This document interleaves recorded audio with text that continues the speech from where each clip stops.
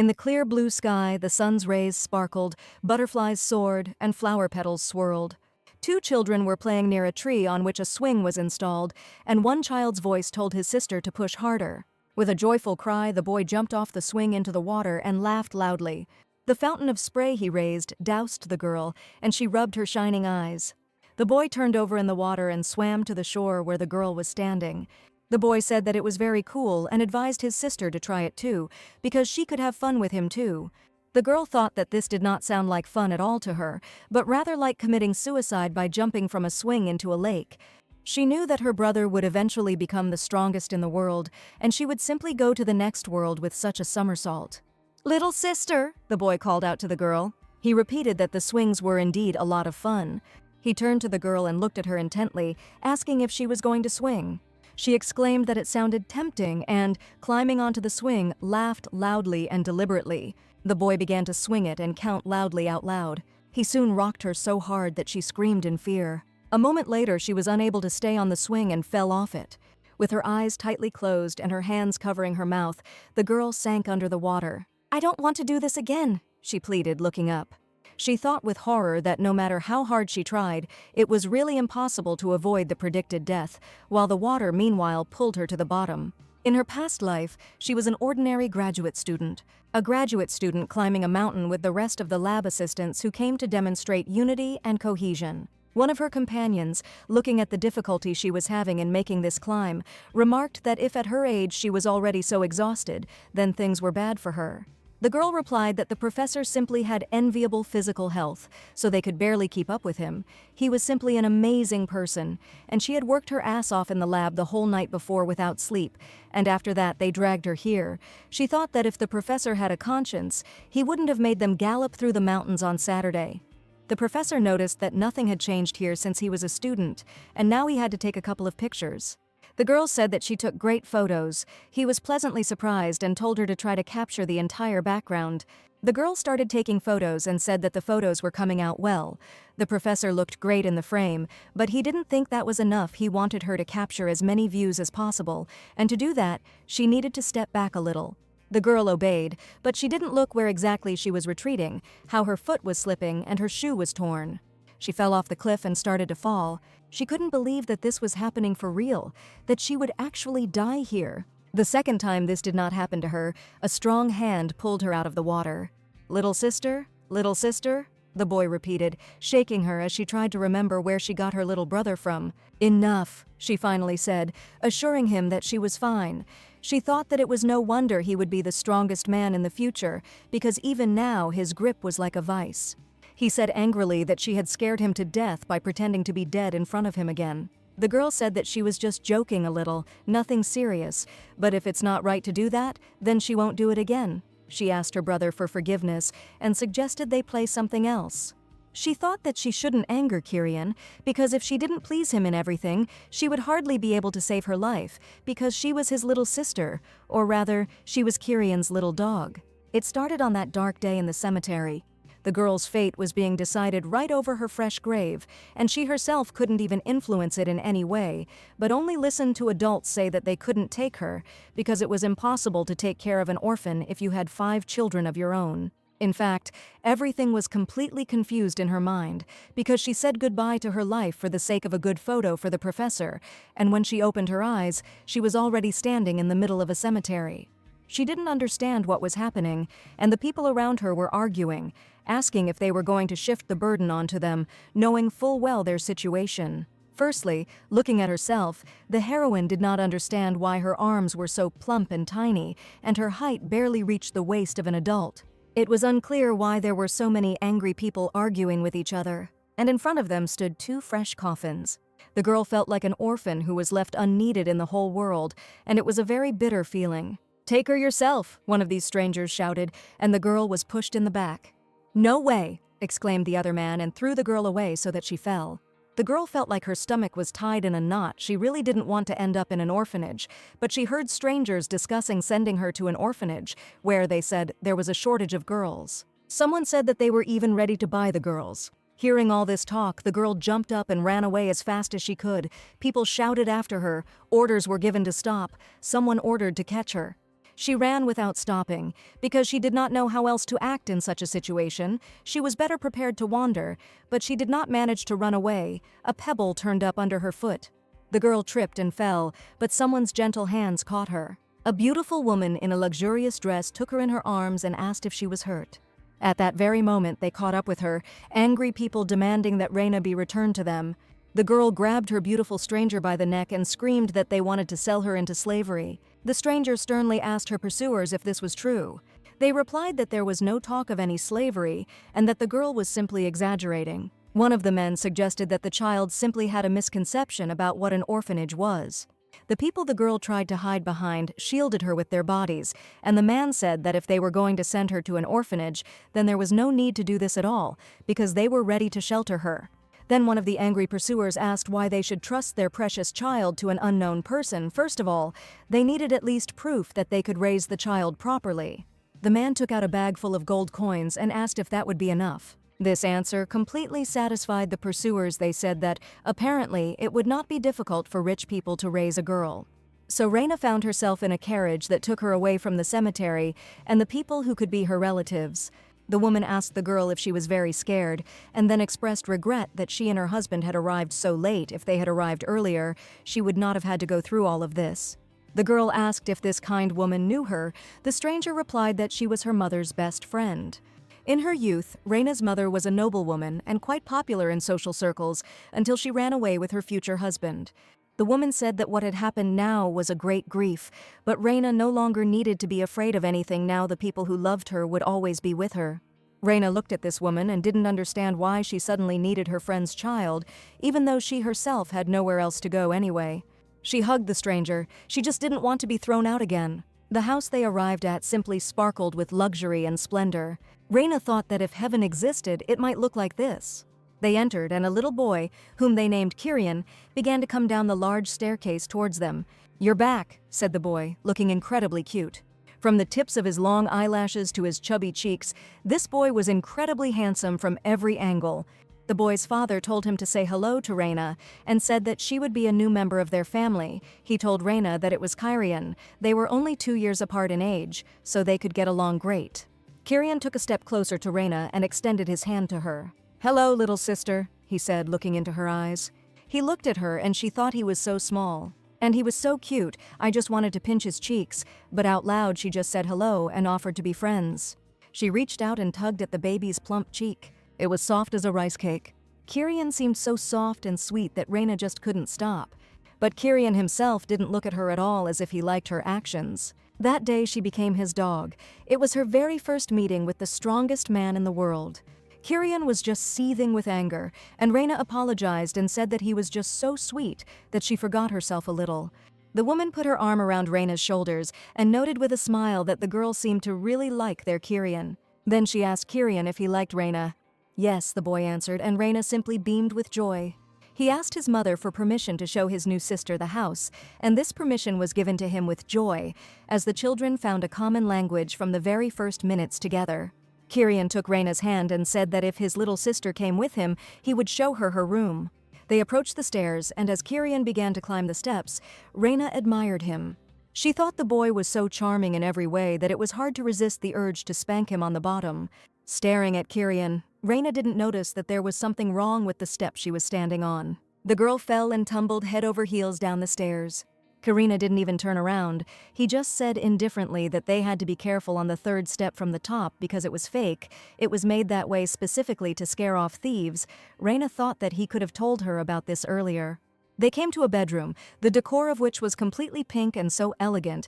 Kyrion said that this was the room for his little sister. In a separate corner, there were toys and gift boxes tied with ribbons. Reina was absolutely delighted. This room was bigger than the entire apartment she lived in her past life. "Look," said Kyrion, pulling back the curtain. The clouds of dust raised in the air made the girl cough, and Kyrion laughed and said that these curtains were 100 years old. There was so much dust that it was impossible not to notice right away, so Reina suspected that the boy did it on purpose. And before that, he didn't even look back when Reina fell down the stairs. Looking at the dirty Reina, Kyrion asked if everything was okay with his little sister. She answered with a smile that yes, and the curtains were very beautiful. Then it seemed to her that it seemed like he was still worried about her. Apparently, at some point she just somehow misunderstood everything. Kyrion was still just a baby. He would not have done such dirty tricks intentionally. After a moment, Reina had to admit that something strange was going on. When they arrived in the bathroom, Kyrion announced that there was some kind of magic here, thanks to which, if you simply turn on the tap, the water starts to flow in a stream, and the next moment he demonstrated to Reina how it happens. With an innocent look, Kyrion asked why his little sister stood under the stream. The children approached the fireplace and Kyrion pressed something. He said that if you press here, you can turn on the fireplace and the fire will light. Kyrion laughed as he watched the little mishaps that happened to Reina, which she initially attributed to just accidents due to childish carelessness. But when something similar happened not 2 or 3 times, Reina began to have doubts. She asked the boy if he was doing this on purpose. But Kyrion reacted as if he didn't understand what she meant, so Reina clarified that he was mocking people, and that wasn't right. "And what will you do to me?" asked Kyrion, looking intently into the girl's eyes. He suggested that she might complain to her parents. Reina said that she would do just that. If he continued to bully her, she would just go straight away and complain. Kyrion calmly replied that Reina had apparently misunderstood something. Even if their relationship deteriorates, it will be her, not his, who will be blamed. And here he was right, because she was not as fatally sweet as he was, and she was also a nobody in this family, so they had to rely only on the former friendly feelings of the Duchess towards her deceased mother. She really didn't want to be kicked out and sold to an orphanage, so she asked if Kyrion hated her. "Yes," Kyrion answered, and Reina asked why. "Well," the boy said and hesitated. Then he suggested that Reina think about this answer herself. "What?" Reina exclaimed, no longer understanding anything. She asked what Kyrion thought she should think about. She looked at the portrait on the wall and suggested that the gentleman in the portrait do something with his descendant. The caption under the portrait stated that it depicted the 35th Duke of Istira, a title that sounded suspiciously familiar.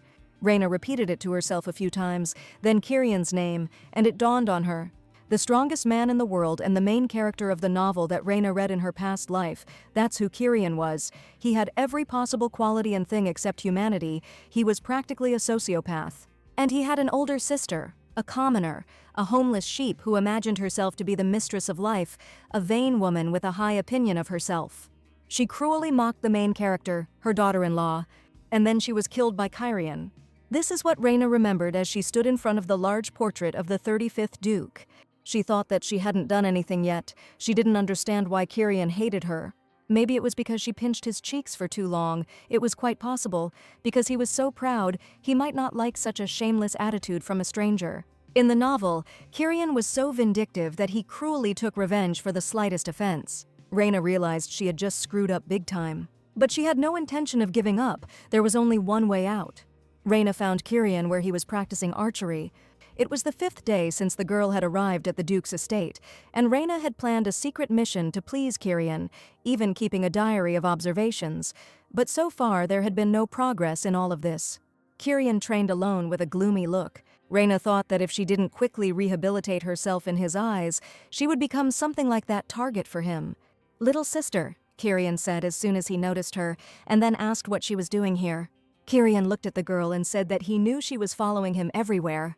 Reina smiled and said that she just wanted to be friends with him, but Kyrion sternly stated that he didn't want to be friends with her at all, so she should leave him alone. Reina thought that at this rate her head would be pierced by his arrows. It was necessary to somehow arouse his affection for her. She offered to pull the young master's arrow out of the target. She said that of course she wouldn't be able to train with Kyrion, but she could do little things like that for him. He just had to trust her with it. The next moment, another arrow hit the target. Reina diligently feigned delight after each shot and brought Kyrion his arrows. Kyrion said that his little sister was taking too long. "Oh yes, I'm right there," Reina exclaimed enthusiastically. She brought him an arrow and admired out loud what a good shot he was, because what he did was really cool. The girl said that Kyrion was very cool. No, not even that.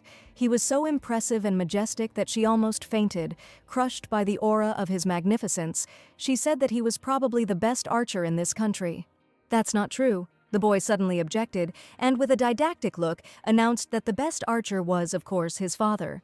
Reina readily corrected herself and said that she meant that with his skills now, Kyrion's title as the best archer in the future was guaranteed. She thought that she now looked like a courtier next to a tyrant. At least sycophants survive until the very end, which meant that she would also survive at any cost. Several days passed like this. Reina walked confidently towards the library. "And the things?" A voice came from behind her, and the girl replied that she would bring them. She thought contentedly that she had taken control of Kyrion's weakness. Soon she returned and brought everything. She handed the box to Kyrion to check. There were multicolored macarons in the box. "Excellent," said Kyrion, and the girl asked about the fee. While devouring the sweets, Kyrion asked if she was serious, as it was too childish. Reina said that Kyrion was so big. Was it really that hard for him to give her at least one? Kyrion replied that as an adult he would give her 2, and the girl thanked him with a smile. She and Kyrion often saw each other like this, across the bookshelf in the library. These risky, sweet smuggling operations began with one incident over tea. Then she was asked if she had tried macaroons, a new delicacy from the capital, very sweet.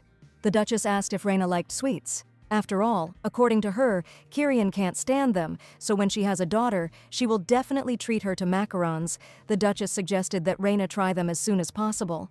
The Duke, the Duchess, Kyrion, none of them touched the sweets. Only Reina ate them with gusto during her tea. Everyone probably noticed this.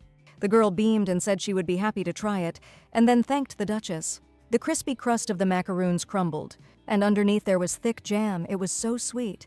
The Duchess asked Kyrion if he would have some. She knew he didn't like sweets, but his little sister liked it so much that maybe he would like it too.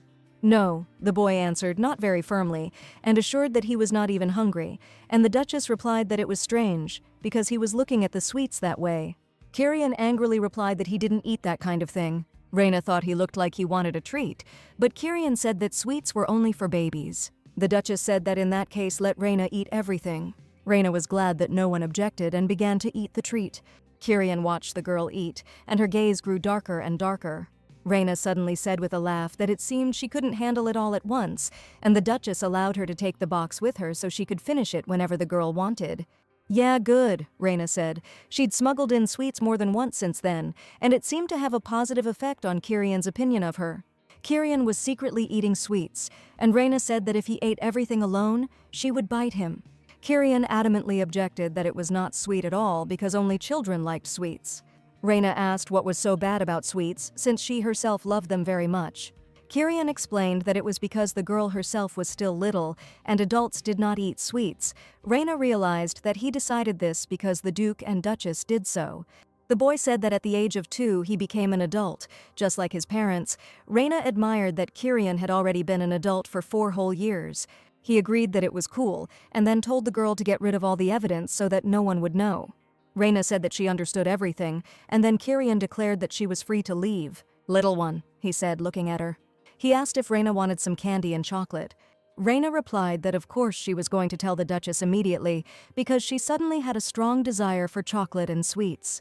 Kyrion stated that Reina was little, and she was not ashamed to ask. The girl agreed that she was a little child and could ask to be bought as much as possible. "Aren't you ashamed, little sister?" Kyrion said. Reina laughed, then said that if Kyrion needed anything else, he should just call her.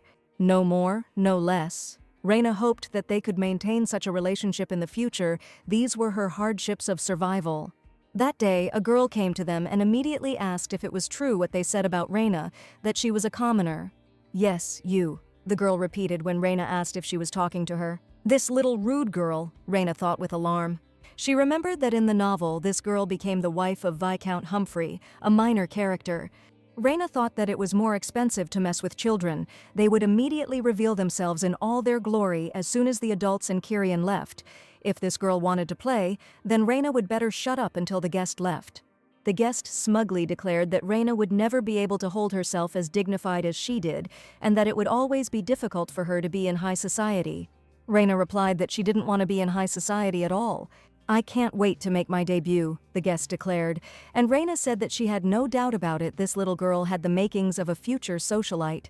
Reina thought that she should gain independence before Kyrion came of age. In the original story, the adult Kyrion became filled with self-importance. He falls in love with the main character and plots to overthrow his father and usurp the title. With the Duke and Duchess exiled, it was only a matter of time before their adopted daughter was executed, and although Reyna's relationship with Kyrion had improved significantly, she was unsure of anything. Now it was important for her to earn Kyrion's favor and at the same time save up money. Reyna was planning to run away from here as soon as she grew up, and that was what she was thinking about now, so her guest exclaimed that she was not listening to her at all. Reyna thought that let him yap, there was no harm in it. She didn't have time to leave because Kyrion blocked her way. The guest suddenly opened her arms for a hug and rushed towards the boy with a scream. "Where have you been? I've been looking for you for so long," she exclaimed. She pushed Reyna away from Kyrion and literally unleashed a torrent of words at him. Reyna watched them with great surprise. Kyrion glanced suspiciously at Reyna, who was beaming with joy. Reyna didn't quite understand his look, but it clearly expressed something. Suddenly, Kyrion smiled widely and said that Olivia could come with him. The guest crossed her arms over her chest and informed Reyna that she was not going with them because Olivia was not playing with her. "Don't be bored, little sister," said Kyrion with the same smile. He promised to return soon, and his smile became simply dazzling. That smile was as if painted on. As Reyna watched the two leave, an inexplicable feeling of unease came over her, and as if to justify that feeling, Kyrion returned alone. All the adults were very concerned about Olivia's disappearance. The adult guest looked at Reyna and told her to tell everything in detail. Reyna was the eldest of the children, and so the guest wanted to know what the girl had been doing all this time. She pointed her finger at Reyna and ordered her to answer immediately. The guest was very angry and hung over the girl, screaming. Reyna had absolutely no idea what to say. Suddenly there was a cautious cough, and Kyrion stood between the guest and Reyna. He stated that his sister was not to blame. Olivia herself said that she did not want to have anything to do with commoners. Both ladies, the guest and the Duchess, gasped excitedly in response to these words. "But where did our Olivia go then?" the woman asked anxiously. Kyrion replied thoughtfully that she said she was going to the restroom. The adults looked at each other in confusion. The Duke said he thought everyone should look for her. The guest began to sob, the Duchess began to console her, and the Duke ordered people to be posted for surveillance inside and outside the mansion. Kyrion went to Reyna's room and was now sitting at a table on which there were many sweets. He was very happy with them, because there was still an eternity left before dinner. Reyna sat nearby and watched intently as Kyrion's hand reached for the sweets. "I'm sorry, Kyrion," she said carefully. She wanted to know if it was true that he didn't know where Olivia was now. "I have no idea," Kyrion said, his mouth stuffed with sweets. Reyna wondered if he was lying, and for a moment she wanted to believe Kyrion. This was because this Kyrion was very different from the idiot Kyrion from the original novel, the Kyrion Reyna observed diligently studying material that was difficult for a child.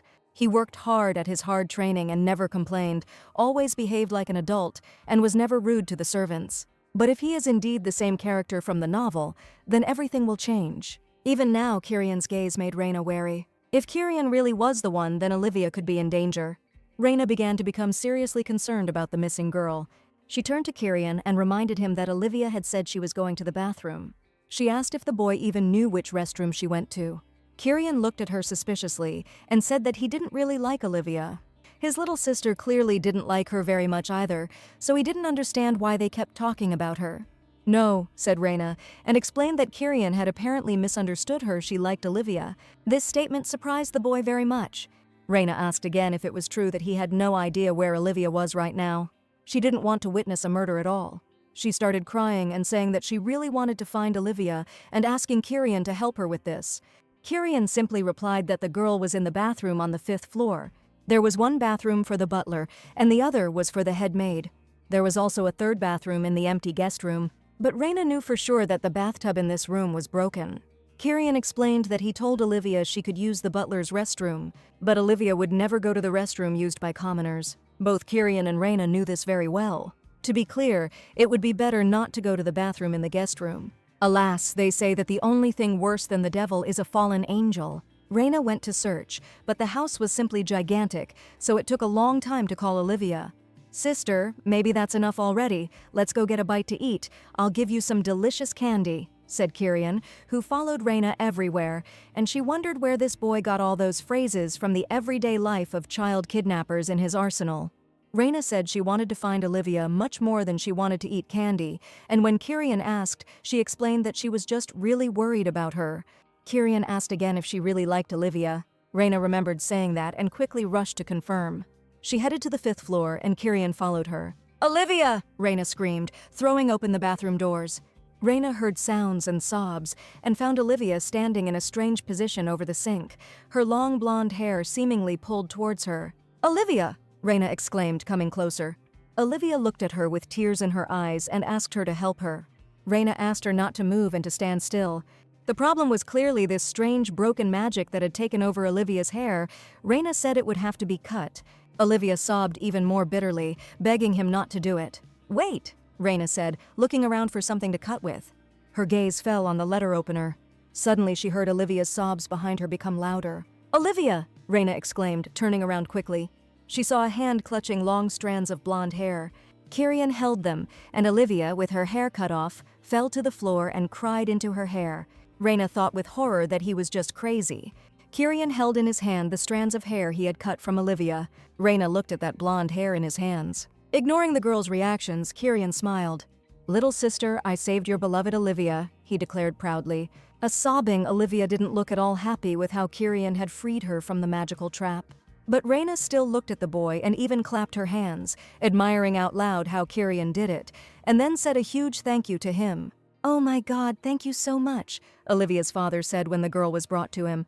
Kyrion was declared a good man for finding the girl. But Kyrion replied that it wasn't him, but his little sister who found Olivia, and he only freed her from the evil drain. Olivia tearfully objected that Kyrion was mean, because he cut her hair almost to the roots. Reyna agreed that it could have been cut not so short. But Olivia's father objected that she was wrong and told her to stop talking like that, since she was still the most beautiful among them. Her mother also agreed that Lord Kyrion had very cleverly created a beautiful new image for the girl. Reyna thought that even in this situation they were all just praising Kyrion. She didn't know if he could have planned all of this. Even with such plump hands, he handles a knife and fork so skillfully, slicing a steak to perfection, it was worth watching. Not a shadow of remorse was visible on his face. The Duchess said that their Reyna is so clever. After all, if it weren't for Reyna, they would all still be looking for Olivia. The Duke agreed that they should all thank Reyna now. A strange expression appeared on the guests' faces. "Oh, thank you," Olivia's father finally said. Reyna replied that she didn't need thanks. She just did what she had to. Suddenly, the guest threw up her hands and asked for a moment of attention. With all the fuss, they almost forgot about gifts for the children. Kyrion received toy monsters made by the capital's best doll maker and delivered here by air. The boy was invited to see how different they all were, among them a giant raven and even a dragon. Reyna thought that these were just childish toys. And as a thank you for Olivia's adorable new haircut, Kyrion was given some pocket money. The Duchess said they had also prepared a gift for Olivia and some pocket money. In the end, Kyrion and Olivia were presented with gifts. Reyna began to dream that maybe they would give her something too, if only she had pocket money, or more precisely, gold coins. The Duchess's hand fell on the girl's shoulder. She said that now it was Reyna's turn to receive a gift. But the guests hesitated and said that they had no idea that another gift was needed, and they had not prepared. Since Reyna was a commoner, it was probably not appropriate for her to receive gifts, but she dreamed of being a rich, unemployed commoner, so she just wanted to be given money, so she simply said this out loud to the guests. Olivia's father noticed that she was still a child, but already so greedy for money. Reyna looked at him with a puzzled expression. Olivia's father gloomily crossed his arms over his chest and also looked at the girl. "What do you mean by that?" Viscount the Duke asked.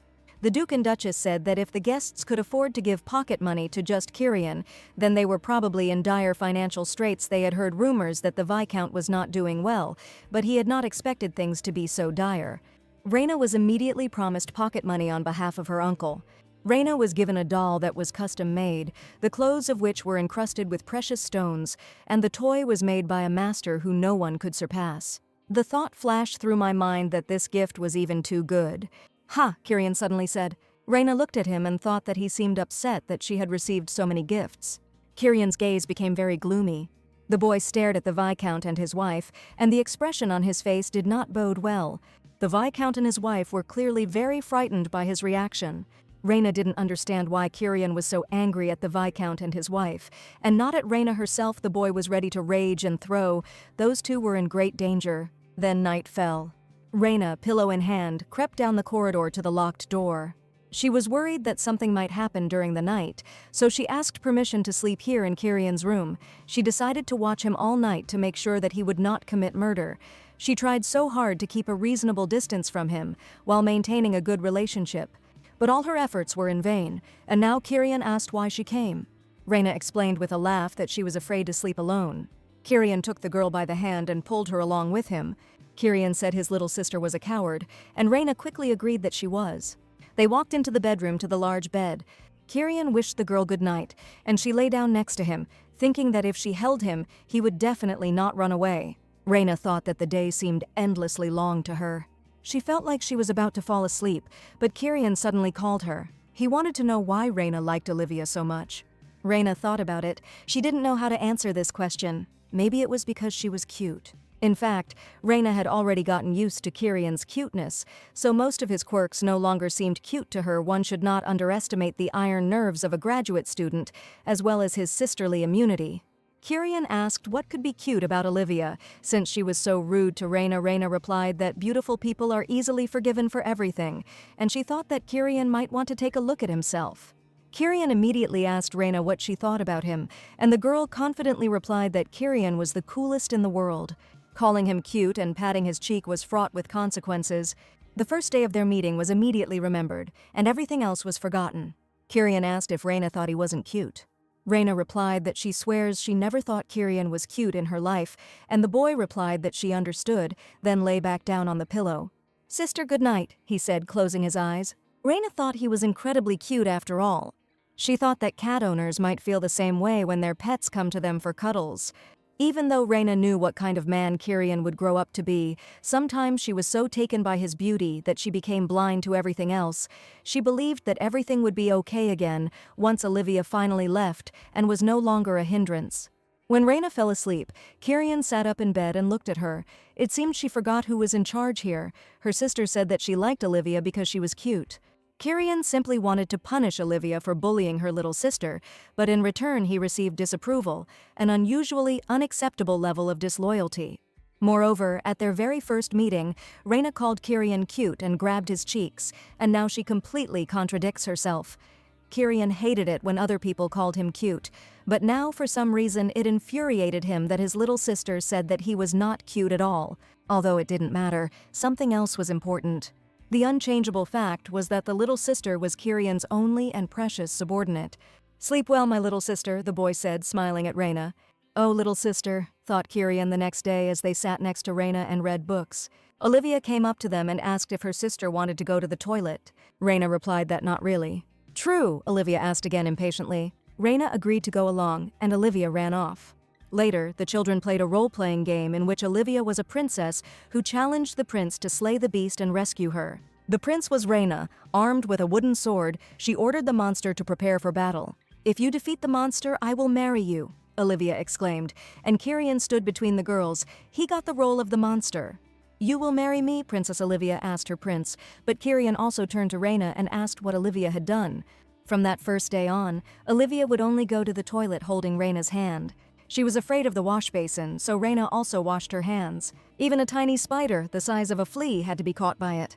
So it turned out that Reyna became the prince who would save the princess. Now Olivia asked if the prince would marry the princess, and Reyna said yes, of course. A gloomy Kyrion asked his sister if she would marry Olivia.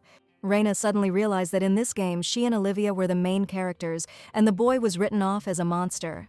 Kyrion reminded that his sister herself said that he was cooler than Olivia, and the girl quickly agreed with what he said. Kyrion said that then she shouldn't marry Olivia.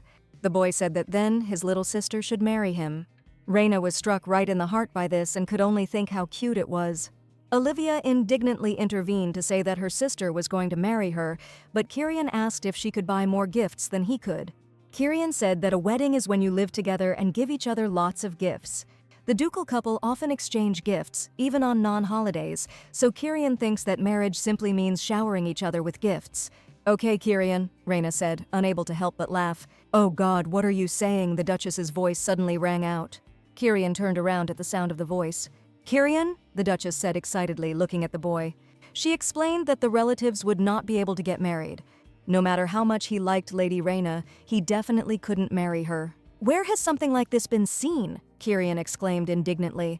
Reina thought that, indeed, even if it was just childish chatter, marriage was always an extremely important matter for an aristocrat, so it was necessary to explain everything clearly. "How dare you?" said the Duchess, but she did not finish the sentence, only saying that she herself had not noticed how agitated she had become. She picked up her son and said she thought she and Kyrion needed to talk. The Duchess told Reina and Olivia to play in the room together, and she herself carried the boy out of there. Kyrion, who was taken by the Duchess, was not seen for a long time. Several days passed, and Olivia and her parents went home. And then Kyrion appeared. "Little sister," he called, climbing through the window into the girl's room. Reina was very surprised to see him here. The girl asked if Kyrion was okay and where he had been all this time. Kyrion replied that he was with his mother, but none of that mattered. He handed Reina a jar with something inside. Reina realized that it was the precious box of #1 treats that Kyrion had been keeping. The girl asked why he was giving her away. Kyrion said that it was the most valuable treasure he possessed, so he gives it to his little sister so that she can marry him. Wow, thought Reina, they've lived to the point where the romantic hero is already proposing to her. But at first he really didn't love her. She herself did not understand when they managed to become so close. Reina laughed and asked if it was considered a proposal gift. She reminded the boy that brother and sister could not get married. Kyrion firmly objected that it didn't matter at all. He stated that he would marry his little sister anyway. Reina realized that these words could not be ignored. "Okay, fine, Kyrion," she said with a laugh. "They can get married." "Little sister?" said Kyrion, moving closer to the girl. He couldn't stay on the windowsill where he was sitting. Reina managed to catch him, and Kyrion hugged him, and she exclaimed with a laugh that she saw how happy he was. She thought he was very cute. Now it was impossible to believe that in the future, this little one would meet the main character of the novel and experience true love. It was wonderful. Reina thought she could hug him. She simply couldn't control herself. "Little sister?" Kyrion said suddenly. He said that everything was bad. They needed to escape from the house. Reina did not understand what he was talking about again. At this time, in the room of the Duke and Duchess, they were talking about Kyrion. The Duke asked his wife if a week spent under lock and key was too harsh a punishment, but the Duchess replied that she did not think so because he had cursed the Count's couple to go bald. The Duke said that it served them right. They wouldn't go broke, especially since they themselves said it was nothing. They could go home already. And the Duchess noted that too much effort had gone into making wigs for them, and Kyrion also needed to be taught some sense. "Well, if you think so," said the Duke. "Your Grace, Kyrion just knocked out the guards and escaped," an alarmed voice sounded. "Sister, we're in trouble," Kyrion told Reina and declared that they needed to escape from the house. That evening she had to dissuade Kyrion until the morning, who begged her to run away from there that very minute. The meaning of his nonsense became clear a week later. Reina was dressed in a new dress that suited her extremely well. The girl explained to everyone that she looked so beautiful thanks to the Duchess, who chose her outfit. The Duchess laughed and said that today, on Statehood Day, all the men would line up to marry their Reina. Kyrion whispered in his sister's ear that he had warned her that going to the festival was dangerous. He still wanted to run away together as quickly as possible. The boy still continued to repeat about his escape, but Reina planned to run away alone later, when she had saved up enough money. Kyrion was reminded that he was Istira, and the holiday could not take place without the main character. Even Reina, who had read the novel in her past life, did not know that the founder of the empire was the first Duke of Istir. True, having founded the country, he became bored with state affairs and pushed the throne to the chancellor, declaring that he would now be His Majesty and would rule. Reina didn't even know if Kyrion was like that in her ancestor, but her father told them that today's celebration was planned to be special. After all, this was the first official event for Reina Istira. And so the gates to the hall, shining with triumph, opened before them. The Duke, Duchess, and the young Mr. and Mrs. Istira were invited to enter. A large crowd of people gathered for the celebration of Statehood Day, and many of them looked at the girl whom the Duke and Duchess had brought with them. The aristocrats' views on the Duke's fake commoner daughter turned out to be even more revealing than expected. "Reina," said the Duchess, taking the girl by the hand. "Let's go with Mom," she ordered. Reina was extremely excited and even scared. The Duchess walked with the girl from one guest to another. She greeted them, smiled, and introduced everyone to her new daughter, Reina. Reina smiled nervously. There was no time to pay attention to other people's glances. "Hello, Countess," the Duchess said, introducing Reina again, and then asked if the Countess's son, who was the same age as Reina, had arrived today, but Kyrion didn't let her finish. "Mother!" the boy cried, but the Duchess said that the ladies were talking here, so it would be better for Kyrion to go to his father for now. She made a great effort to detach Kyrion from herself and send him away. "Long time no see, Duchess, young sir?" a voice rang out. "As I see, you and your son are still close," said the woman in a luxurious purple dress, the Marquise Magine, who approached them. The Marquise asked about Reina, whether she was the adopted daughter of the ducal couple. Reina smiled politely and said hello. The Marquise called her a very colorful girl. She assumed that the young gentleman was also apparently in good health. Kyrion asked if it was true that the Marquise Magine had more than just a daughter, and the Marquise confirmed it. But now she just brought her daughter here. Her daughter, Emeralda, also came closer. She had ebony black hair, violet eyes, and refined features. Such was the beauty Emeralda Magine, the main character of the original novel. Reina looked at her and thought that they had finally met, and she had to do everything to become friends with her. This was again a very important moment. In the original, Reina, was supposed to bully the main character until Kyrion stopped it. Now she could be kind to her, and then she could avoid her own death, Reina thought, and the Marquise looked at her and said that since the girls were the same age, they could become friends. This was Reina's chance, and when the Duchess suggested the girls chat, she happily agreed. "Come, Lady Emeralda," she said. Oh yes, she suddenly remembered something. Reina asked Kyrion if he wouldn't go with them. The boy replied that he would stay with his mother, or rather, look after her. Reina thought that perhaps because the story had not yet begun, they both did not care about each other yet. They were just children after all. Emeralda was the spitting image of the novel's heroine. Over a cup of tea, she suggested that Lady Reina simply call her Emerald. After all, calling herself Lady Magine seemed a bit too formal to her. There was one difference from the original novel there. This heroine was the daughter of a modest baron, but she was loved by readers for her lively and cheerful disposition. And here was a quiet girl from the wealthy family of the Marquis Magine, so Reina even suggested that the character's entire story could have gone down the drain. Emerald said that even though they had just met, she really wanted to be friends with Lady Reina. It was a different charm than the original, but it was still very cute, and Reina said that she wanted to be friends too, because in any case, for her plans to work, they needed to get closer first. Reina knew all of this girl's hobbies by heart. Reina said she knew Lady Emerald enjoyed fencing, horseback riding, and archery. "Ah," said Emeralda. She admitted that she was indeed training hard, but so far it wasn't going well. Reina was taken aback by the fact that her interlocutor's reaction was not at all what she expected. She exclaimed that it made no difference. The main thing was that Emerald enjoyed these activities. The heroes of the original story not only shared the same passions, but were also on par with each other in skill. They were practically made for each other. But it turned out that Emerald's skills had not yet developed. Then Reina asked if Emerald liked sweets. According to her statistics, children love sweets in 100 cases out of 100. "Yes, I love you," Emerald responded enthusiastically. "I knew it," Reina thought, beaming. But Emerald added that she couldn't eat them. Otherwise she would get fat, and if you want to be beautiful, then you can't get fat under any circumstances. Reina didn't understand what this little brat was saying. Emerald repeated that it is not possible to gain weight. "Lady Emerald!" Reina cried out excitedly. The cup of tea unexpectedly tipped over from the table. She fell onto the carpet and Emerald grabbed her head. She assured her that everything was fine and that she didn't need to worry, that her head just hurt sometimes, but Reina couldn't stop worrying. Emerald replied that everything was indeed fine. She wanted to continue the previous conversation and told that she knew one wonderful pastry shop. She herself very rarely goes there, but next time she will bring a gift from there for Reina. "Agreed," said Reina. Reina asked Emerald to wait a minute. She would bring her some hot soup and something else to cheer her up. Reina walked down the corridor and thought, something was wrong here. This girl was not at all like the feisty heroine she was supposed to be. Reina was sure it was her, but she supposed it could be because the story hadn't begun yet, but the lineage was different, so she needed to take a closer look. At that moment, Reina felt someone push her in the back. "Oh!" was all the girl could exclaim, dropping what she was holding in her hands. The bowl of soup fell onto the floor and burst into tears. Reina had time to think that she was about to fall, but she was wearing a new luxurious dress, and she would never earn that much in her entire life working as a servant in the palace. The girl's imagination vividly painted a picture of how she would work for a year to compensate for the damage.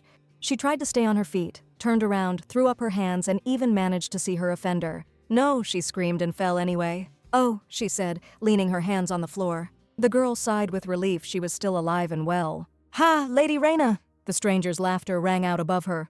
Now there were 3 unfamiliar girls standing over her, and one said that she had just pushed her. Oh, so that's what it was, Raina realized. It was a hackneyed cliché from silly novels, a mockery of young ladies. It was somehow too banal.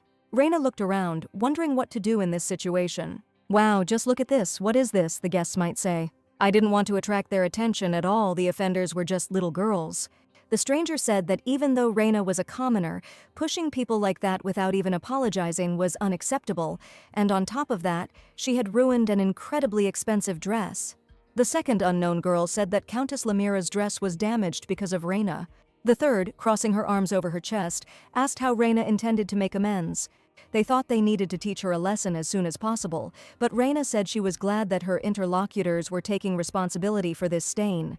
She said that it was clear that the ladies had a sense of honor, and it was such a relief to her. She pointed to the shoes and said that they were special, made especially for today. Raina said that since she had been pushed and they had gotten dirty, the girls would have to pay for the damage. Countess Lamira objected that it was not like that, and that Raina had pushed her, but Raina continued to insist. No, not me, but you, Lamira repeated. Raina said with a sweet smile that she was glad that her interlocutor immediately admitted her guilt, and even apologized. She was very grateful for that. Lamira asked what she was carrying, blushing with anger.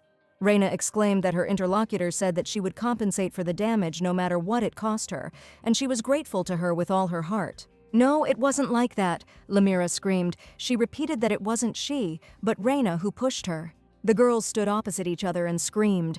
They attracted the attention of the audience, although they did not initially plan to. All the guests saw how the young lady made an inappropriate scene at the reception. In the old days, such a thing would have been unimaginable. Many of the guests were able to recognize Countess Lamira. Lamira was furious. She continued to blaze with anger. Raina suddenly switched into adult mode and thought that maybe she had gone too far with this child. In any case, it was time to stop. She told Lamira to let her know when the compensation was ready, but for now she was going to take her leave. Stop, where are you running to? Said Lamira, trying to stop her. She took a step and fell sprawling on the floor, slipping on a puddle of spilled soup. Oh, watch out, Raina cried.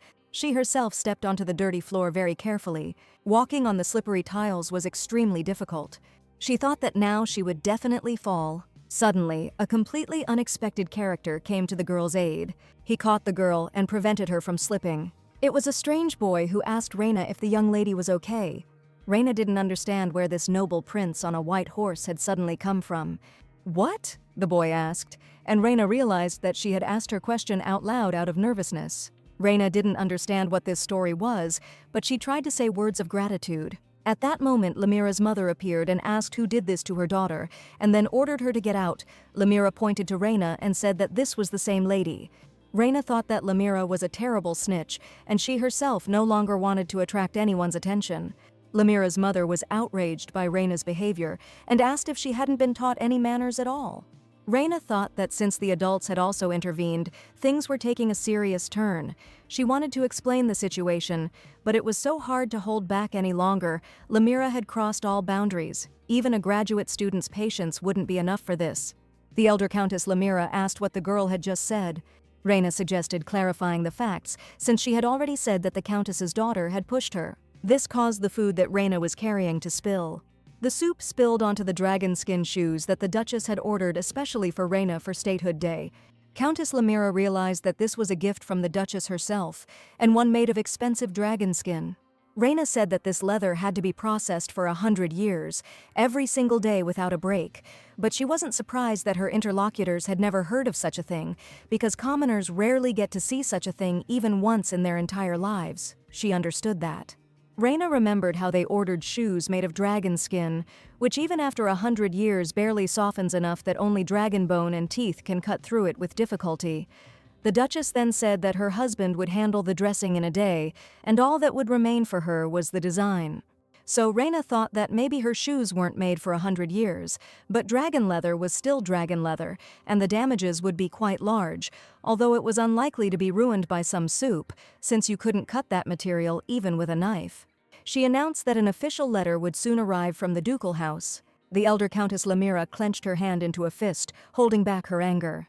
She asked where the evidence was that her daughter had actually done it. Raina thought that now they would probably deny everything. The boy who had stopped Raina from falling put his hand to his chest and said he was a witness. He introduced himself as the Prince of the Kingdom of Xia and expressed a desire to confirm Reina's rightness. The Countess's daughter had indeed pushed the local duke's daughter. His words surprised Reina, and she looked at him with curiosity, wondering if he really was a prince. Reina remembered what the Kingdom of Xia was. It was mentioned as a powerful ally. The boy meanwhile looked at the people around them and asked if they dared not believe his words. Countess Lamira Sr. couldn't find anything to say to this, and her daughter hid behind her mother's full skirts. Then the elder countess took out her anger on her daughter. She reminded her that she had told her to behave decently, and now there was nothing else to do but apologize to the lady. The younger Lamira began to scold her mother with tears, but the elder countess hastened to ask Lady Reina for forgiveness, explaining all this by the fact that her girl must have simply misunderstood something. Everything was resolved with a few words from the prince. Reina thanked him and thought about the power of the situation. "Lady Reina," she heard. She turned around and saw Lady Emerald approaching her, asking worriedly how she was and what had happened. Reina assured the girl that everything was fine, everything was resolved, and then asked her to tell her if she was okay. Emerald replied that she was fine, but they just shouldn't have been separated. Emerald said it was their turn to dance and asked if everything was really okay. Reina assured that everything was fine and said that the lady could go. Thus, thanks to the prince's unexpected help, the incident seemed to be resolved. This is what Reina thought when she accepted the prince's hand. "Lady," the prince suddenly said, and then, quite unexpectedly, asked whether the lady would do him the honor of becoming his bride. Kyrion watched this scene with anger. The Duchess turned to him and said that today he must give in so that his little sister could communicate with the other children. After all, it was impossible to ruin Reina's love plans from the very beginning.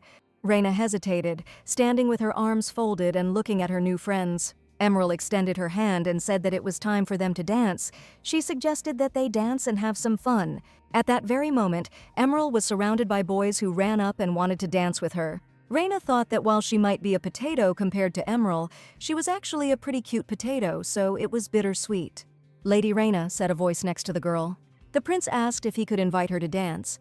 He introduced himself as the first prince of the Kingdom of Xia, his Xia. Reina remembered him being mentioned in the original. She also said her full name, looking at the prince, and then thanked him very much for the long-standing friendship. This boy was probably Esmeralda's #1 fan. He kissed Reina's hand, making her blush. Yet the etiquette of this world made her embarrassed. The boy asked if this meant that she accepted his invitation to dance. Reina replied that she would like to, but she dances very poorly, and then asked if this would suit His Highness. The boy assured that it was no big deal. In extreme excitement, they began this dance. Reina understood that her level of skills could not suit this boy, but Hiss assured her that it was okay. He said that he would lead. Reina stuttered as she said that even she herself hadn't thought that things were that bad, that he really should invite another lady, but the prince said that he wanted to dance with Reina. Hiss said that he really liked Reina, and she thought that a prince like this would definitely break more than one woman's heart. And then Hiss said that he also knew Lady Reina's secret. Reina didn't know what he could be talking about. What secret? He said that it was rare for commoners to even catch a glimpse of such a rarity, as the dragon skin vest was said to be a family heirloom of the Xia royal family. After all, they call it the perfect shield, which nothing can penetrate, neither a summer downpour nor a hail of arrows on the battlefield. Even the fangs of the monsters could not harm him, and of course the terribly sticky soup couldn't do anything to him. This is the secret Hiss was talking about, smiling at Reina. He supposed that dragon skin shoes wouldn't be so easily ruined either. With a chuckle, Reina admitted that she had been caught, and Hiss admired how cleverly the girl had cheated. He noted that it was still strange that she liked lying. It was the first time he had seen a lady his age who lied with an impassive face. The boy reminded that he wanted to say something to Lady Reina. He asked again if she would do him the honor of becoming his bride. Reina said something very hesitantly. Just think, in just a couple of days she had already been asked to marry twice, something that had never happened to her in her past life. She confessed to Hiss that such an unexpected proposal left her dumbfounded, but the prince explained that, in fact, it was not about marriage. He spoke of the so-called arranged engagement. He introduced himself. He was the first prince of the Kingdom of Xia. Reina thought about the complicated world of the novel. It seemed Hiss was not the crown prince. She had not made a mistake in her choice. The gist of Hiss's proposal was that, because his queen mother had been deposed, the succession to the throne was uncertain between him and his half-brother, the second prince, and Hiss wanted to strengthen his precarious position through connections with the ducal house of Istir. Hiss assured that in return he would fully support all of his lady's social endeavors. The House of Astera rarely participates in social life for its status, so its position in society is rather precarious, and Hiss offered to help correct this. If Lady Reyna had any special wishes, Hiss promised that he would try to fulfill them. After thinking about it, Reyna said it was money. Reyna's condition was that money be transferred to her account every month in the future. In order to move out of the ducal mansion and live on her own, she would need cash, since it would be difficult for a commoner to manage the gold coins and things that were given in the ducal house. Hearing this condition, Hiss began to cough. Reyna thought that perhaps her condition had been too much. But the prince unexpectedly agreed to it. He said that he could do such a small thing for his lady. Reyna thought that this was the first time she had been so impudent. She even felt a little ashamed. She told Hiss that he himself had seen perfectly well today that she was not quite Astera. She did not even quite understand what use she could be to His Highness. Hiss bowed his head and said that he was sure that he and Lady Reyna would definitely be ideal partners for each other. So he asked again if Lady Reyna would do him the honor of becoming his bride. Reyna thought that if that was the case, she simply had no right to miss such a chance, so she agreed. "Sister," Reyna suddenly heard an angry voice. She turned around in alarm at the voice. In front of her and Hiss stood Kyrion, whom she had managed to forget about today.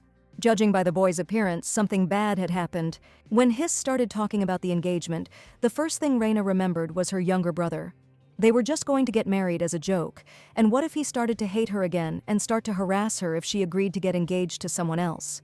With tears in his eyes, Kyrion asked if his sister would really get married.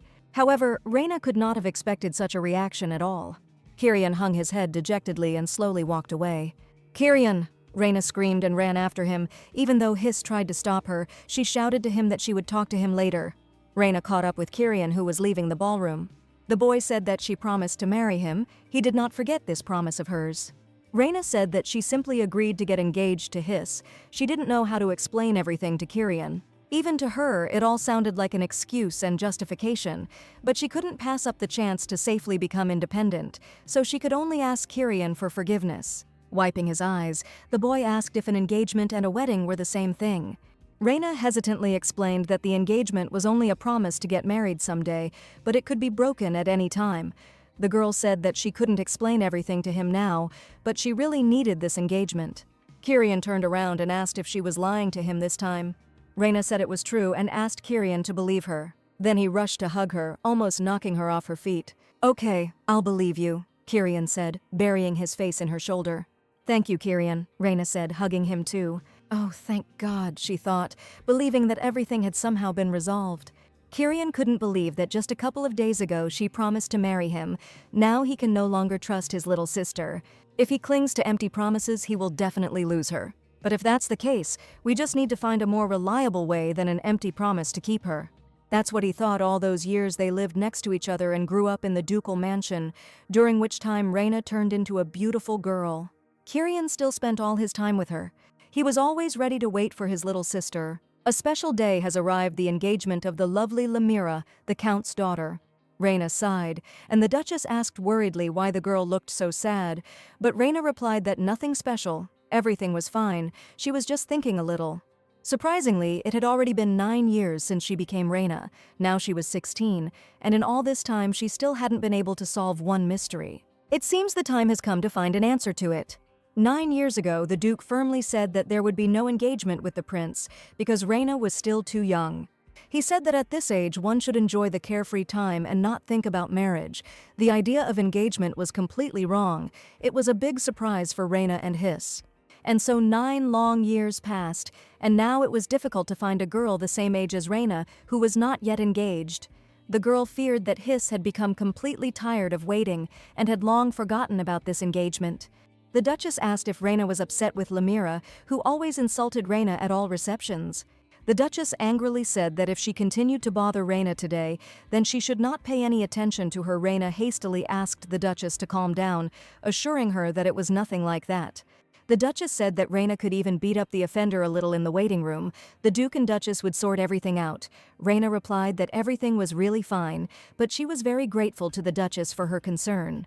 "Well then, I'll be going," Reyna said with a smile. "Go, my dear," the Duchess answered her. "Good luck to you, sister," said Kyrion. Kyrion used to follow Reyna everywhere. and now he suddenly grew up so much and said that they would eagerly await her in the hall. Kyrion had truly become a true protagonist, polite and considerate, although sometimes Reina missed that mischievous little boy with his chubby cheeks and ringing voice. She joined a group of girls who congratulated Lady Lamira on her engagement and showered her with compliments on her outfit today. Emerald also congratulated Lamira on her engagement and said that she looked more beautiful than ever. Lamira thanked everyone for their warm wishes. The current queen of the ball hastened to arrange a wedding with a wealthy baron from an impoverished family. Lamira turned to Reina and noted that while it seemed like she hadn't given her any good news yet, that treacherous Lady Lamira had been tormenting Reina for the past 9 years. She said she was beginning to worry that Reina was taking too long to make a decision, and Reina thought that perhaps she really should be given a little lesson, as the Duchess had advised.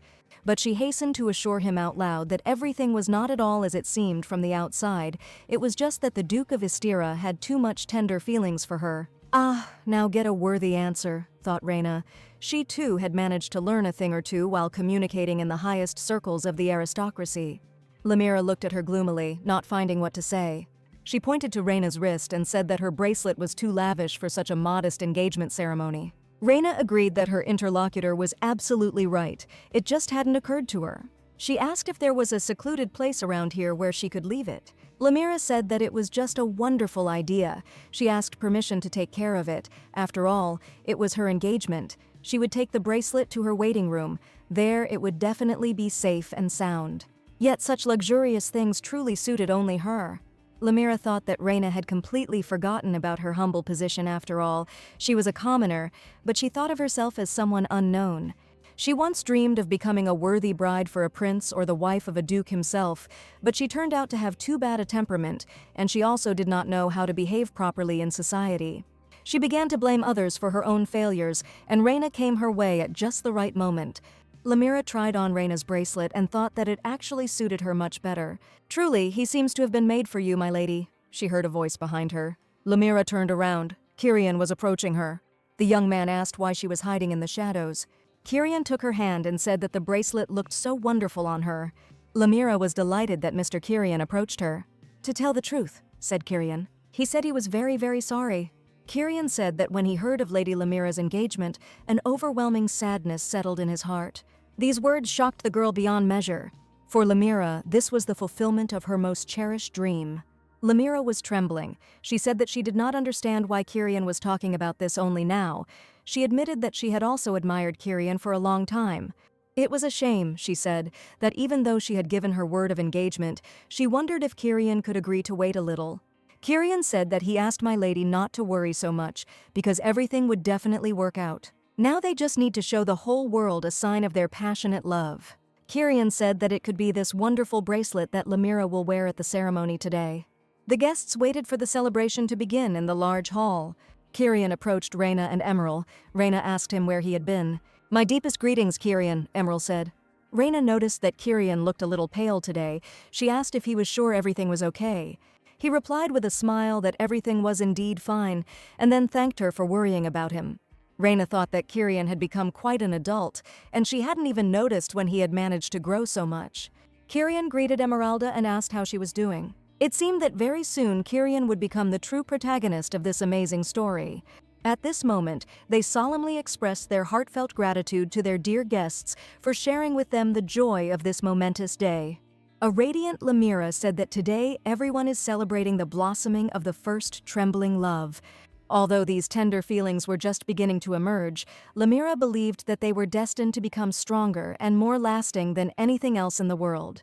Reina couldn't understand why Lamira was looking at her so persistently, and why she had even put her bracelet on her, and it was also unclear what all this sickeningly sweet speech was about. It seemed that Lamira's fiancé was also surprised by what was happening. "Dear guests," said Lamira, "I beg you to support our ardent and sincere love." And then came the important and touching moment when the bride and groom had to light a candle together. Lamira thoughtfully picked up a huge candle. "Oh, be careful," her fiancé exclaimed. Kyrion stared at the flame of this candle. The fire flared up unbearably brightly and shot up almost to the ceiling. "Ah!" cried the bride and groom, retreating. Reina looked at them and shouted something. The fire spread to Lady Lamira herself. "Lady Lamira!" Reina cried out as she saw the raging flames. "Help!" Lamira screamed, and nothing came to mind except to grab the glass. The water from that glass splashed right onto Lamira. It was Reyna who rushed to the girl's aid and poured water on her. "What is this, Reyna? This is all you!" Lamira exclaimed indignantly. She pointed at Reyna and declared that it was all her doing. She asked what Reyna did with the bracelet that made it suddenly catch fire. Emerald, who was standing nearby, grabbed Lamira by the wrist. She asked if this bracelet belonged to Lady Reyna. Everyone saw that the bracelet was indeed Lady Reyna's, and someone asked if she had lent it to Lamira. Reyna remembered that Milady had promised to look after him instead of Reyna herself, because she said he was too luxurious and not suitable for this ceremony. "Huh, what do you know?" said Lamira. She said that Kyrion should explain it to them quickly, because it was he who asked her to definitely wear this particular bracelet. But Kyrion coldly replied that he had no idea what the girl was saying. "What are you saying?" Lamira stammered. Her hands involuntarily clenched into fists. "Milady, that's enough," Emerald said. She said that everyone saw how Lamira took the bracelet.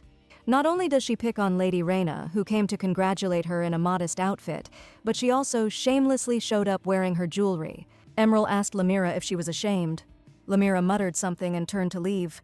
She slowly moved away from the girls, and they could hear her sobs. Oh, these aristocrats, Reyna thought. Truly, this was a people incomprehensible to her mind. Only power and self-esteem were their priorities. The guests were now discussing how Lamira would be ashamed to show herself in public.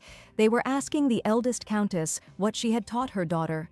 The world of aristocrats was a world where today's friend could easily stab you in the back tomorrow. Reyna had always known this, but she was quite tired of it all. She did not feel any particular hostility towards Lady Lamira. Reyna just wanted it all to finally stop. She looked at the bracelet and wondered if she had gone too far. Kyrion caught that look of hers and thought that his little sister was blaming herself again. After everything she had to endure from Lamira, she still remained too kind to her. "Let's get out of here, sister," said Kyrion. They walked out of the ceremonial hall into the garden. Reyna thanked Kyrion for his support. He smiled and said that it should be so, because they were one family. Oh, here he goes again, Reyna thought, looking at him. For some time now, Kyrion's attitude towards Reyna has changed subtly. He has become much more polite and courteous, but he no longer expresses his feelings as openly as he did in childhood. Previously, he commanded the girl, ordered her to bring him candy, and carry out other small errands. Reyna knew it was inevitable as you got older, but she couldn't shake the feeling that they had grown apart somehow. Reyna asked Kyrion how it happened that Lamira ended up at the party wearing her bracelet. Kyrion replied that it wasn't easy for him to pull it off. He declared that he had never known how to lie in his life and pretended to be terribly tired of it. And Reyna thought that now he was lying and not blushing. "So praise me," said Kyrion, and said that he had a very difficult time. Reyna looked at him and thought that in some ways he was still as much of a child as he had been. She affectionately called him "poor thing," and then suggested that he go home and eat something tasty, to which Kyrion happily agreed. In the evening, Reyna sat thoughtfully in her room. "I'm fine," she wrote with a pen on a piece of paper, and added that she would soon talk to the Duke again about the engagement, and then added that she was grateful to his for everything it was to the prince that her letter was addressed. She sighed, finally finishing writing. She thought that everyone around her was getting married, and she was the only one who could not get engaged. With only a short time left before the main story begins, she and Kyrion are gradually drifting apart, and Reyna hasn't made any progress in her quest for independence. Tired of unpleasant thoughts, Reyna decided to put her worries and concerns aside for a while and go for a walk. Throwing on a robe, Reyna walked out of her bedroom and down the dark hallway. She didn't know that Kyrion was standing in the hallway watching her. Taking advantage of the fact that the door to the girl's room was open, Kyrion went inside. He took a letter sealed with sealing wax in an envelope from the table. "Everything is as I expected," thought Kyrion, opening it and reading it. Letters from lovers ready to overcome any obstacles on the way to marriage never go without vows and promises, thought Kyrion. But these letters desperately lack sincere warmth and tenderness. Kyrion walked out of Reyna's room. He would like to know where the girl went in the middle of the night. Then Kyrion went to the window and saw Reyna going somewhere. He thought that it seemed like his little sister's insomnia was getting worse over the years. He stood by the window and looked at the girl. Kyrion thought that some kind of engagement was nothing, no problem. He would sort it out in a moment. At this time, Reyna was enjoying the warm water in the bath. After this, she will definitely be able to sleep without worries. Reyna was about to go back and suddenly realized that there was someone there. She assumed it was Kyrion. It really was him. He said that he couldn't sleep at all today, and then offered to put him to bed. Reyna froze in shock at his words. Kyrion entered the room and said that Reyna had also been sleeping poorly lately. He said that he could help her with this. "Wait a minute, you're a grown man now," Reyna exclaimed indignantly. Kyrion explained that he had a nightmare and now he was scared. He asked if his little sister would push away her only younger brother. Reyna thought he was wrong to think his childish tricks would always work, and she even tried to explain that she wasn't pushing anyone away. Kyrion immediately stated that they were a family. Of course they should support each other. Reyna didn't quite understand what he was talking about, but soon they were lying next to each other on the same bed, and the girl didn't understand how it happened. Reyna thought that she had lost to Kyrion again, and also that he wasn't as grown up as he sometimes seemed.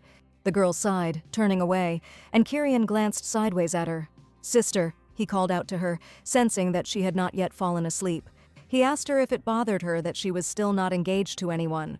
He then asked if this was the reason for her poor sleep lately. "Well, yes," Reyna answered and explained that everyone around her was getting married, and her engagement kept getting postponed. It was logical that she was a little worried. It was strange to her that out of the blue, Kyrion suddenly started talking about it, because usually he reacted so sharply to any mention of marriage. Now Kyrion asked with a smile if he should help her. He said that he could talk to his father about his sister's engagement. Reyna simply couldn't believe that Kyrion was seriously proposing something like this. She knew that if Kyrion asked, the Duke would probably agree. She said that would be wonderful, but she didn't understand why Kyrion was suddenly starting such conversations. Kyrion replied that in return, Reyna would have to do something for him too. He reached out and touched Reyna's hair. Kyrion said that as soon as the girl comes of age, she will have to leave the duchy. His words discouraged the girl. "What do you say?" Kyrion asked with a dazzling smile. At that moment, he looked like his little self, the same one he had when he proposed marriage to his little sister. Reyna thought that she was planning to leave here anyway before. Death awaited her, but now, only exile. "Okay," Reyna responded and assured that if Kyrion helped with the engagement, then she would do so. "Great, then we have an agreement," said Kyrion. Reyna was just about to turn away and go to sleep, but Kyrion called out to her again. He said that when his sister does this, they will no longer be one family. At these words, Reyna felt tears welling up in her eyes. She herself did not understand why she was crying. Everything was going according to her own plan, but for some reason she felt unbearably bitter. When she talked to the Duke in the morning, he also noted that she was already 16. She was already an adult. He said it seemed like only yesterday he had taken in a little girl who barely reached his knees, and now she had grown so much. The Duke said that he would then allow her engagement. Finally, Reyna was happy and thanked the Duke. The Duke looked at the girl thoughtfully. "Of course, my daughter," he said. He said that no matter whether she married or not, she should always remember that there would always be a place for her in the duchy. "Yes, thank you very much, Father," said Reyna. So Reyna finally got permission for the engagement she had been dreaming about. "Reyna, congratulations!" Emerald exclaimed, running up to Reyna. She said she knew how much Reyna had been going through all this time and she was so happy for her. "And I congratulate you," said Emeralda's mother, approaching the girls. "Oh, Viscountess Maginot," cried Reyna. The Viscountess said that she had long noticed that Reyna and the prince were an ideal couple, and she also thought that it was time for their Emeralda to find a worthy man too. Reyna said with a smile that she was sure that Emeralda would meet the most wonderful man. Reyna remembered that Emerald was the main character of this novel. By the way, it was worth thinking about Kyrion. He hasn't been home for several days. Reyna didn't expect him to miss even the engagement ceremony. The Viscountess also noticed that Mr. Kyrion had not been seen for a long time. The Viscountess said that Reyna must have been very upset after all. Her only brother missed his sister's engagement. She replied that it was okay, it was just that her brother had been very busy lately. And then she remembered that conversation. Kyrion said that when that happens, they won't be family anymore, so he probably doesn't consider Reyna his sister anymore. The priest announced the ceremony for which everyone gathered. The Duchess and Reyna hugged each other with emotion. Then the prince and Reyna stood opposite each other. "Reyna," Hiss said, looking at the girl. He assured her that he would try his best and asked her to believe in him. Reyna said that he was already trying hard, but she would do her best too. She was so indebted to Hiss. Thanks to the engagement, the question of her independence was resolved at once. Now Reyna only needed to brilliantly play the role of the bride. Everything went like clockwork. Hiss asked if the lady was okay. He said she looked like she was about to cry. With a laugh, the girl assured that she was probably just very happy. Just think, they were finally engaged. Hiss said that he was also immensely happy then. Only after the ceremony was over did Reina realize that she had absolutely no memory of what dress she had worn that day, what food she had eaten, or what gifts she had received. She didn't remember or notice anything at all. The day of celebration ended and night fell. "Well, I wish you a pleasant stay, Prince Hiss," the words sounded. "Thank you," the prince responded and closed the door to his chambers. But it only seemed to him that he was left alone. He soon realized that this was not the case at all. "Hello, Prince," said Kyrion, approaching him. Hiss asked what he owed to this visit, since Kyrion had entered the chambers intended for him without permission. Kyrion noted that the guest had received quite nice apartments. He had known before that the Duchess welcomed him, but he had not guessed that it would be so good. He said that the prince was lucky. Hiss asked what Kyrion meant. "Prince Hiss," Kyrion said gravely. He said that Hiss had arranged this engagement with his sister for political reasons. Hiss asked what he was suddenly talking about. Kyrion replied that he simply didn't believe in love at first sight, and as far as he remembered, Hiss and Reina had first met 9 years ago on Statehood Day. He asked how many times they had seen each other since then. He thought that calling it love was complete absurdity. Kyrion suggested that the prince was seduced by the status of the duke's daughter, although of course he believed that his sister was not one of those who could not be so easily deceived. Hiss admitted that his interlocutor was right, or more precisely, that he and his sister had an agreement. Kyrion wanted to clarify this agreement, and Hiss explained that it was a contract of sorts. And then the prince pressed his hand to his chest and assured that now everything was different. His feelings for Lady Reina were more sincere than anyone else's. Then he corrected himself and said that he now realized that they had been sincere from the very beginning. "Now the lady has become my bride," Hiss said, placing his hand on Kyrion's shoulder, and it did not matter to him even if Master Kyrion showed him such open hostility. The lady did not abandon him, so he will not abandon her either. Then he asked him to forgive him. Kyrion laughed at these words. He asked what they should do with it now. After all, the same thing applied to him. At this time, Reina was sitting on her bed and was angry at Kyrion. This scoundrel did not even show up for the engagement of his only sister. She wondered if it was really normal to be so sad because of some other guy. Although, of course, it was completely natural to be upset by the antics of one's only brother. Then she thought that since it had happened this way, maybe it was for the best. Now she would be able to break this connection. But still the emotions did not leave her. It was all too offensive. "Sister," Reina suddenly heard a familiar voice behind her. "It's good that you're not sleeping," said Kyrion, approaching. Reina asked what happened and nervously asked if he had heard her talking to herself. Kyrion cleared his throat into his fist. Kyrion replied that he had come to apologize for missing the engagement, and Reina realized that he must have heard everything. She looked at him and said that everything was fine and the ceremony was perfect. Kyrion looked at her carefully and noticed that it didn't look like everything was fine at all. The girl hastened to assure him that everything was indeed fine, and she was simply tired after this long, wonderful day. Now she would fall asleep in just 3 moments, so she asked Kyrion to leave her because it was time to go to bed. Kyrion chuckled and said that he also brought a gift as an apology, but apparently it wasn't really needed here. Kyrion hinted that he had chosen something shiny, just like Reina liked. Reina said that since he had tried so hard, she would accept the gift out of politeness. Kyrion turned to the girl. "True," he clarified, leaning towards her. Their eyes met, and Reina was shocked by the effect it had. Kyrion's hands closed around the girl's waist. Reina closed her eyes tightly in excitement. Kyrion pulled the girl towards him, and they were suddenly transported to a completely different place. "Wow," was all Reina could say as she looked around. They moved to the shore of a forest lake, the waters of which reflected the silver light of the moon. Kyrion asked Reina if she liked the place. Kyrion said he knew she liked slightly different shiny, pretty things, but he thought Reina would like this too. Reina whispered that she liked it, but not hearing, Kyrion asked again. "I really like it, Kyrion," Reina repeated with a happy smile. Kyrion said that he actually doesn't regret missing the engagement that much. Reina asked again what he meant by that. Kyrion replied that the only thing he regretted was that he never got to dance with her. He extended his hand to her and asked if he could ask her to dance now. Reina replied that fine, so be it, she would allow him to do so. They began to dance along the shore of the sparkling lake.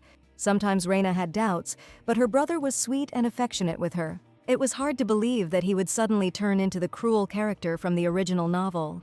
Kyrion suddenly wondered if he had bothered his little sister much during her childhood. Reina assured with a smile that no, just a little bit. Then she admitted that maybe not quite a little. Seeing Kyrion's expression, she said she was joking. Kyrion was quite cute anyway, and then he asked what she thought of him now. Laughing, Kyrion asked if he was cute now, and Reyna again thought that it was impossible that this same Kyrion would soon turn into a sociopath who would expel the ducal couple and commit a massacre. Reyna replied that Kyrion was handsome now, but he said he just wasn't amazing yet, and Reyna laughed, saying he still had a lot of growing to do. Reyna kept thinking about the original plot. It couldn't be that it was developing in the same way. She even suggested that the plot could have changed since she moved here, as if echoing her thoughts. Kyrion said that over time, many things change, including herself. Reyna wondered if she could really change Kyrion, even just a little. "Little sister," he said, again distracting her from her thoughts. Kyrion reminded her of the promise she made that she would leave when she became independent. He told the girl to be sure to restrain him, and then the day came when Reyna had to do it. The girl looked sadly back at the mansion that had become her home, and an alarmed voice informed her that the lady would most likely need 2 more carriages. Reyna turned to Eliza, her maid, and asked if she was planning to take all their belongings to the academy. Eliza was Reyna's personal maid. She gave instructions during the preparations, saying that if it was necessary to take furniture from the ladies' room somewhere, she would prepare 2 more carriages. "No," Reyna exclaimed. She didn't want Eliza to cook anything else. She thought there was already enough. The Duke and Duchess were watching their conversation, and the Duke said that, as he thought, Reyna knew how to choose her servants, and the Duchess added that Eliza's salary should be raised. They noted that, judging by Reyna's face, she was clearly nervous about entering, and then reminded her that it was not too late to cancel everything. The Duchess said that Reyna didn't need an education at all, that children should play and have fun without a care, and the girl thought that they were up to their old tricks again. The ducal couple had an absolutely unrivaled philosophy of upbringing, just like one foreign rapper from Reyna's past life, who believed that he had already earned enough money to support his daughter until old age. Let her grow up spoiled and rich. As a result, Reyna learned absolutely nothing that a lady should know. She was not taught ikebana, music, or calligraphy. She wasn't even taught etiquette, and of course she was happy with everything, but it didn't seem quite normal. The Duke tried again to convince Reyna to think again about whether she should enroll in the academy, because if she really wanted a diploma, the Duchess could simply get one for her. There was such determination in the serious looks of the Duke and Duchess that Reyna thought they were ready to storm this rector of the academy for the sake of a diploma. Reyna replied that everything was indeed fine. His was also at the academy now, and she would also like to make new friends. This was all a lie, of course, to reassure the adoptive parents, and the stories about how interesting the lessons would be were also lies. In fact, the reason why Reyna was going to the academy was completely different. It was just that night by the lake that Kyrion demanded that Reyna absolutely keep the promise she had made to him that she would leave as soon as she became independent. It was these words of Kyrion that determined what was happening now. She said that he had nothing to worry about. He knew that she would always keep her word. Kyrion said he knew about it and thanked his sister. In fact, Reyna really wanted to ask if they had gotten along badly as children, since Kyrion loved her so much that he followed her around everywhere. But now Kyrion was drawing a line between them so clearly that Reyna had to come to terms with it too. So she told the ducal couple that everything was indeed fine. She would go to the academy. The Duke said that since Reyna insisted so much, he could do nothing about it, but if she suddenly got bored there, she could return home immediately. "Okay, then let's go," Reyna said cheerfully. The Duke and Duchess waved to her and wished her a safe journey. They invited her to come on weekends and holidays, and also reminded her that they would always be waiting for her. Reyna didn't expect such a farewell at all. She smiled and said that she would definitely come. Their arrival at the academy was a big event, with everyone discussing the new arrival. Everyone wanted to talk about the arrival of that very Duke's daughter from the Astera family, so a lot of curious people gathered to see her cortege. They discussed these 5 carriages, said that even though she was from the Istir clan, it still seemed a bit excessive. They said that this girl was terribly spoiled, but at the same time everyone remembered that she was a commoner, so none of this mattered. "Oh, you bitches!" Eliza growled as soon as she heard all this gossip, but Reyna told her to calm down and not stoop to the level of these gossips. She thought it was all utter childishness, and Eliza declared that her fists were itching, and then asked if all this didn't really make my lady angry. With the arrival, ladies suddenly heard Reyna and Eliza. The bald man with a mustache who approached them introduced himself as the rector of the academy. His name was Master Grills. The rector explained haltingly that over the past 3 months, he had received as many as 20 threatening letters from the Duke, that is, asking him to take care of Lady Reyna. The Duke had promised immediate reprisals if anything bad happened to the girl. The rector assured Reyna that the academy was ready to welcome the lady with open arms, and to begin with, she was assigned a suite, the best one available. All the furniture in these rooms was replaced with masterpieces from artisans from the Eastern continent. Reyna's uniform was made from the highest quality silk, decorated with embroidery to match Lady Reyna's heraldic colors. Reyna exclaimed that she didn't need any of this at all. She turned around and tried to run away. Eliza approached the rector and said that such zeal was commendable. She asked for permission, as a representative of the ducal house, to personally check everything and report, since the level of the academy was still far from ducal standards. Of course, the rector responded huntedly. Eliza was pressing him, intending to see whether the academy was worthy of accepting her lady. The students in the schoolyard discussed this unusual treatment of a commoner, as well as the abuse of power. Reyna thought that if this continued, she would become an even bigger villain than the character in the original novel. Thus began the first day at the academy. It was spent entirely in fruitless attempts to calm the arguments between Eliza and the rector, so that, falling onto the bed, Reyna thought that she would simply die. She simply collapsed, exhausted, having lost all her fighting spirit, and had no idea that the next day would be even more eventful. Through the approaching sleep, it seemed to her that she saw Kyrion next to her. Reyna forced herself to open her eyes. "Kyrion," she muttered in surprise, and he responded. "Hello, sister," he said, and asked if she was awake. Reyna couldn't understand why he was here. She wondered if she was dreaming. How could it be that Kyrion had appeared at the academy? Kyrion replied that it was not a dream at all, and then Reyna screamed. She asked what he was doing there, since she hadn't seen him since their engagement.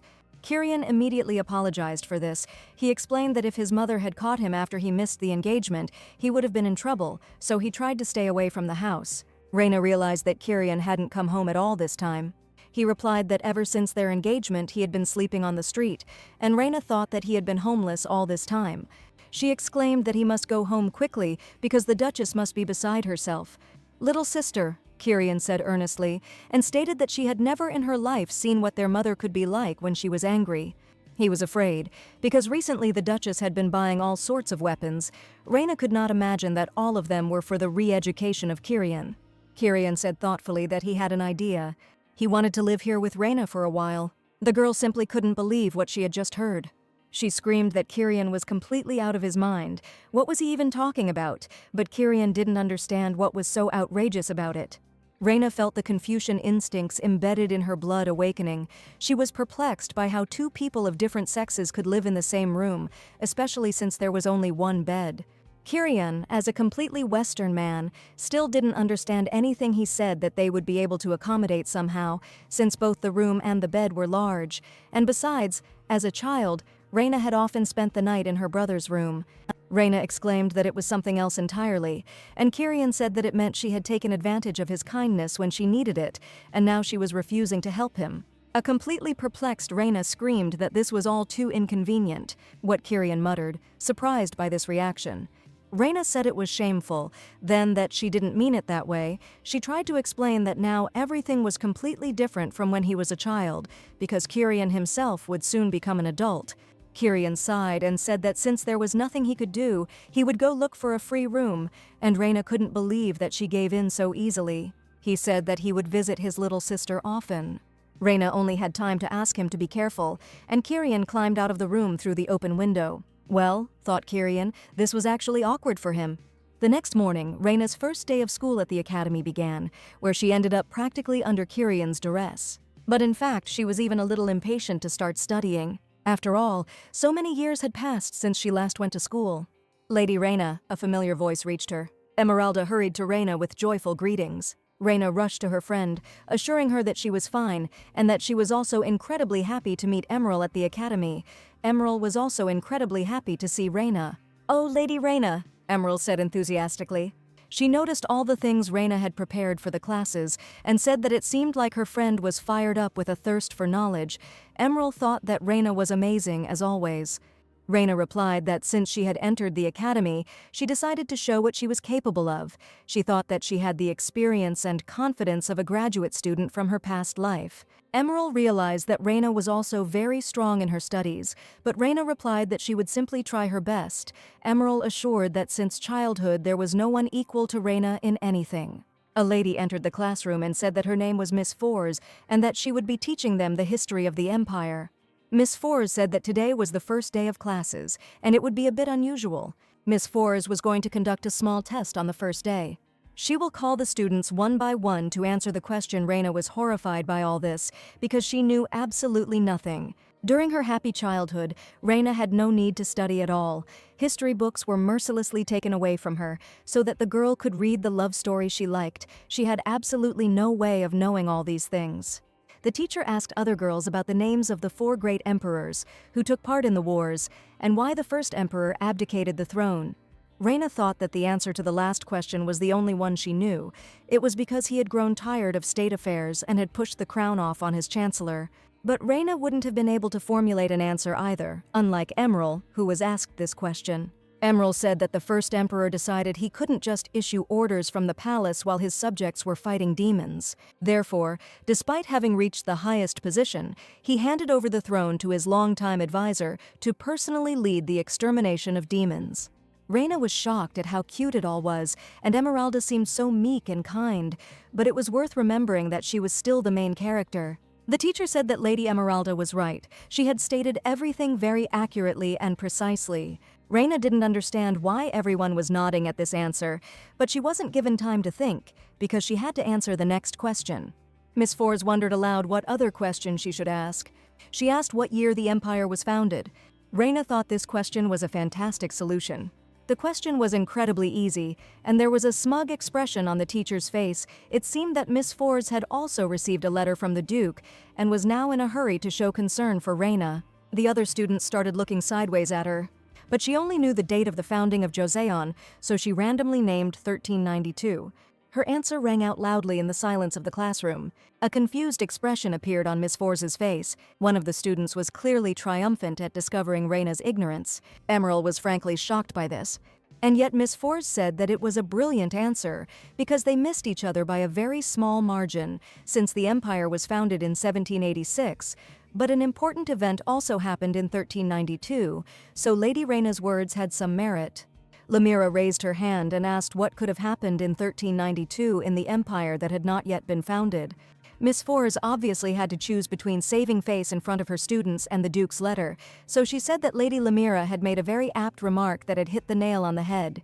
She said that in the year 1392, the ancestor of the first emperor, His Majesty, was born, and without him, the entire empire would not have existed. Emeralda assumed that Lady Reina, who had named this date, had some kind of tactic. Reina thought that she really wanted to go back home already. After class, the ladies were gathered in the courtyard and asked to recall one of the Academy's mottos.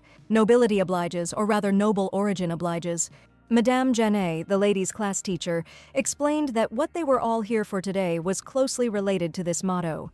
The discussion was about preparations for the annual charity ball. The annual charity ball was such a famous event that aristocrats from all over the world attended it, and newspapers wrote articles about it. For young ladies, this was an excellent opportunity to prove themselves in the organization of receptions, the most important skill of a social lady, and to significantly strengthen their position in high society. Madame Janet said that there would be 2 charity balls this year, and 12 young ladies had gathered there, whom she would divide into 2 teams of 6. Madame Janet asked if anyone would like to volunteer to be the team leader, and Reina immediately volunteered. Everyone was surprised that she did it. The girls assumed that Lady Reina was unlikely to understand receptions, although the main thing for organizing a party was money, and she arrived yesterday in as many as 5 carriages.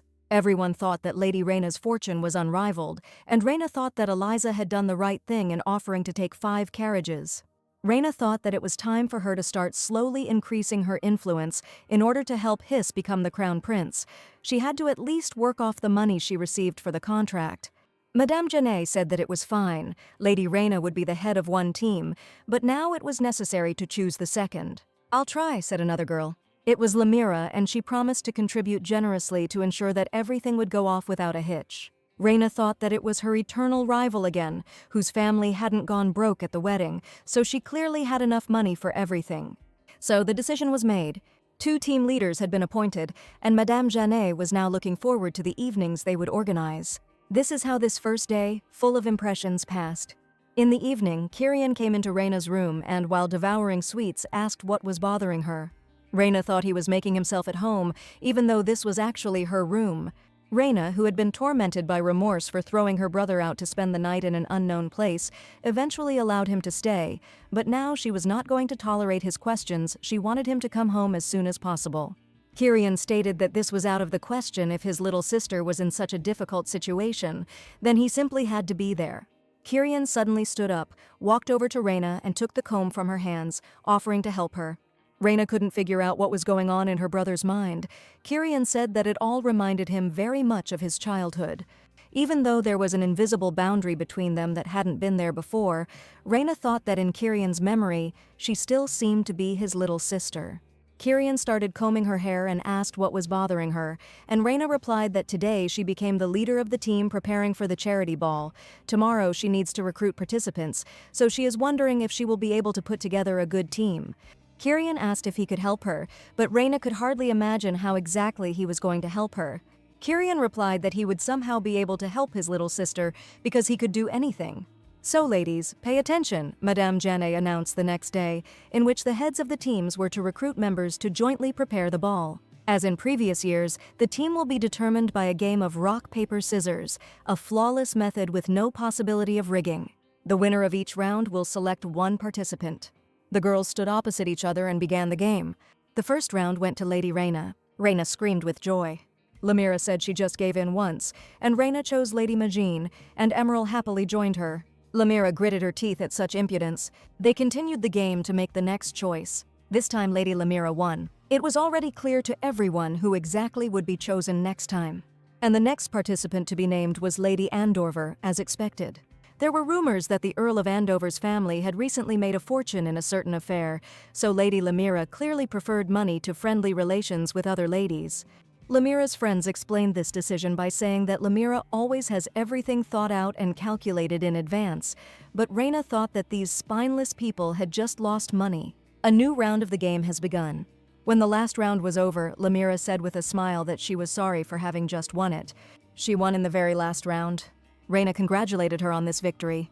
Lady Lamira would never have guessed that Reyna had deliberately won only in the very first round and then kept giving in. Reyna assumed that Lady Lamira would primarily choose girls from wealthy families, but her own plan required precisely those kinds of ladies. She was more interested in girls from small houses or the provinces, but if she constantly, when winning, chose only girls of low status, it would arouse suspicion. So losing was part of her strategy. That evening, before the choice, Reyna asked Kyrion if he could tell her who Lady Lamira was going to choose. Or rather, Kyrion himself guessed what kind of help she might need, and Reyna suspected that he simply knew how to read minds. Kyrion, in response, was only surprised that she didn't know about it until now. For a moment, Reyna was afraid that he knew the most intimate things about her too, but a moment later, Kyrion admitted that he was joking. He even apologized, although he laughed at how easy it was to fool Reyna. Reyna asked him how he would know then. Kyrion replied that nothing could be more obvious. Reyna thought that Kyrion had always possessed a truly terrifying insight. He could easily predict Lady Lamira's every move from her slightest movement, so that, having taken advantage of his advice, Reyna thought that he was a good man, and she would never argue with him on such matters again. Lamira had to choose the last participant. Everyone suspected that it would be her close friend, Lady Douglas. Only Lamira named Lady Melena's name. The chosen participant couldn't believe her name was called. Lamira told her that she really wanted to work with Lady Melena. Lady Lamira abandoned her best friend Lady Douglas in favor of Lady Melena. Even Reyna didn't expect this, but she decided that it wasn't that scary after all.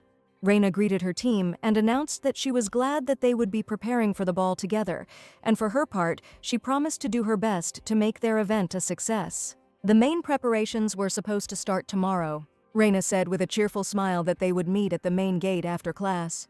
Lamira, meanwhile, turned to Lady Douglas and asked if she understood that this charity ball must be a success. Lamira said that Lady Melena may look unprepossessing, but her mother, the Countess, is considered a style icon in high society. Lady Douglas hesitated, searching for words for a worthy response. Lamira said she had her own reasons for sending Lady Douglas to another team. She asked Lady Douglas to trust her and their long-standing friendship. She just wanted her friend to spy on that team. After all, this was a competition between the Academy balls, and it couldn't be allowed for some commoner to ruin everything. Therefore, Lamira asked Lady Douglas to keep her informed of all the plans of that plebeian, and if everything went smoothly, then Lady Douglas would receive a reward. Lamira promised to introduce Lady Douglas to a fine gentleman from her fiancé's circle. Lady Douglas could not believe that her friend was seriously proposing such a thing. Lamira said that it would not be difficult for her, and Lady Douglas would render her such an important service. She promised Lady Lamira that she would try her best. Unbeknownst to both ladies, Kyrion was lurking on a tree branch directly above them, and it was becoming increasingly difficult for him to keep from sneezing. Those girls downstairs were making so much noise. The next day, everyone gathered at the main gate to put Reina's plan into action. The girls were riding in the carriage, and some of them pressed their eyes to the window with anxiety. Looking out the window at the scenery, one participant asked if Lady Reina was sure they were going in the right direction. Reina said that no one should doubt that everything is going as it should. Reina assured them that they would arrive soon, and Lady Douglas asked if they were really going to prepare for the ball. Reina laughingly promised that the ladies would soon see everything for themselves, but then she was interrupted by loud cursing. There were screams from outside, but Reina repeated that the place was safe. "Oh," she said suddenly. Reina said that they had arrived and it was time to go. Reina was the first to step onto the muddy ground as she exited the carriage. She turned to her companions and urged them to get out quickly so that they would not be late. Once everyone had gotten out of the carriage, Reina said that since everyone was here, they could go. Lady Emeralda's hands, who walked in front, trembled. She carefully tried to check whether her assumptions were correct. Lady Douglas said outright that it was St. Margaret's. Reina confirmed that this was indeed the case, and then asked what they thought about it. It was an orphanage dedicated to St. Margaret, and this was where she intended to hold their charity ball. Soon the girls were working with the children, showing them how to hold a pen correctly so that their hands would get tired less. We taught the kids how to write their own name on a piece of paper. All the ladies were busy with the children. Only Lady Douglas sat with her arms folded across her chest and took no part in what was happening. Lady Douglas really wanted Reina to finally explain to her what kind of nonsense was going on here. Reina replied that these were the very noble duties, the motto of their academy, and the reason why they were throwing the charity ball. To bring this to life, Reina intended to make the theme of this ball education for the common people, with all the ladies becoming temporary teachers and teaching children. "Teacher!" one of the girls suddenly exclaimed. The girl wanted to ask Lady Douglas if she had written everything correctly. The girl wanted to disturb Lady Douglas, but she stopped her movement. "Where are you sticking your dirty hands?" Lady Douglas exclaimed angrily. The girl got scared and froze with her hand raised, but Reina noticed it too and shouted at Lady Douglas. She stopped her hand and did not let her push the child away. Reina declared Lady Douglas unfit to be a teacher and demanded that she leave immediately. "Ha!" cried Lady Douglas. She had no desire to teach these little ragamuffins anything. Reina grabbed her hand and pulled her out of the room. Reina swung the door open with a slap of her palm. "How dare you!" cried Lady Douglas. Reina told her to sit in the carriage or stand in the street as she liked, but that she was not to dare to set foot in that classroom again. "How dare you!" Lady Douglas repeated angrily. The door behind her slammed shut. Reina asked for forgiveness from Enna, the girl who angered Lady Douglas. Reina asked if the girl was very scared. Enna replied that everything was fine. She was often called that. She laughed and said she knew she was dirty. Reina felt herself trembling. Reina whispered to the girl that she was about to tell her a big secret.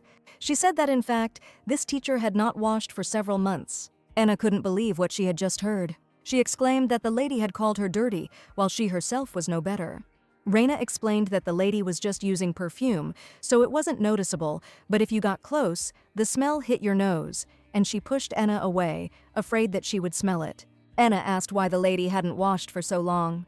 Reina didn't immediately know what to think of, but then she answered that Lady Douglas had once almost drowned and was now very afraid of water, to such an extent that she could not bear its touch. So that's it, Enna thought, and felt very sorry for this poor teacher, although Reina just wanted the girl not to be too upset about everything that had happened. As their carriage left the shelter, the ladies shared with each other what an unusual experience they had had that day. The girls said that everything went much more fun than they thought. Emerald admitted that her student did not listen, and she had to scold her. The other ladies noted how impressive she looked when she scolded her. Reina thought everyone had done well, even though they had whined at first, apparently due to the fact that these girls had spent their entire lives with home tutors. And only Lady Douglas snorted dismissively and asked what was so good about these dirty children. But Reina didn't answer. She simply told the other ladies that they had all done a great job today. She gave all the ladies gifts that she had prepared as a token of her gratitude to them. The packages contained jewelry. Some of the girls had never seen such beautiful brooches before and had never worn rings with real diamonds. One of the ladies asked Reina if they could really accept such expensive and luxurious gifts from her. The carriage continued rolling along the road and stopped at the gates of the academy. Reina explained that these were not gifts, but payment for a job well done today. They were going to repeat it all next week, and therefore had to gather at the gate again. And only Lady Douglas was left alone, without gifts and without communication with the others. She simply showed with her whole being that she was up to something. Eliza asked Reina whether it was worth following this lady at all. Reina thought that none of this mattered. No matter what she came up with, nothing would work. Lady Douglas was in a hurry to meet Lamira. She told her everything, and she began to laugh for a long time in response. She was amused by the story about the orphanage. How could one rehearse a ball in such a place? But Reina was clearly quite at home there. Lamira said she had no idea what kind of stupid plan she had, but even that couldn't be allowed to go through. Lamira told Lady Douglas to make such a mess next time that she wouldn't be able to set foot in the orphanage. What was needed was a pogrom. If what happened today were to happen again, the desks could be overturned, then this imposter's plan would fail, and Lady Douglas would feel better. Lamira thought that all this sounded great. Lady Douglas thought about today, about the jewelry that everyone had received except her. At this time, Eliza stood at the mistress's door, guarding her. The girl was very vigilant in observing everything that was happening around her. The door began to open slowly. Eliza raised her dagger in front of her and rushed into the attack, shouting that her prey had been caught. But this attack was stopped by another, more skillful and dexterous hand. Eliza saw the face of the one she tried to detain. It was a dazzlingly smiling Kyrion who greeted her. Eliza asked him why he was in Lady Reina's room, and why he had sneaked in when the lady herself was not at home. Kyrion asked Eliza to calm down, because Reina herself allowed him to, out of pity for him, a homeless person. She sheltered him for a while. Kyrion asked if Eliza knew that he was the heir to the family she served.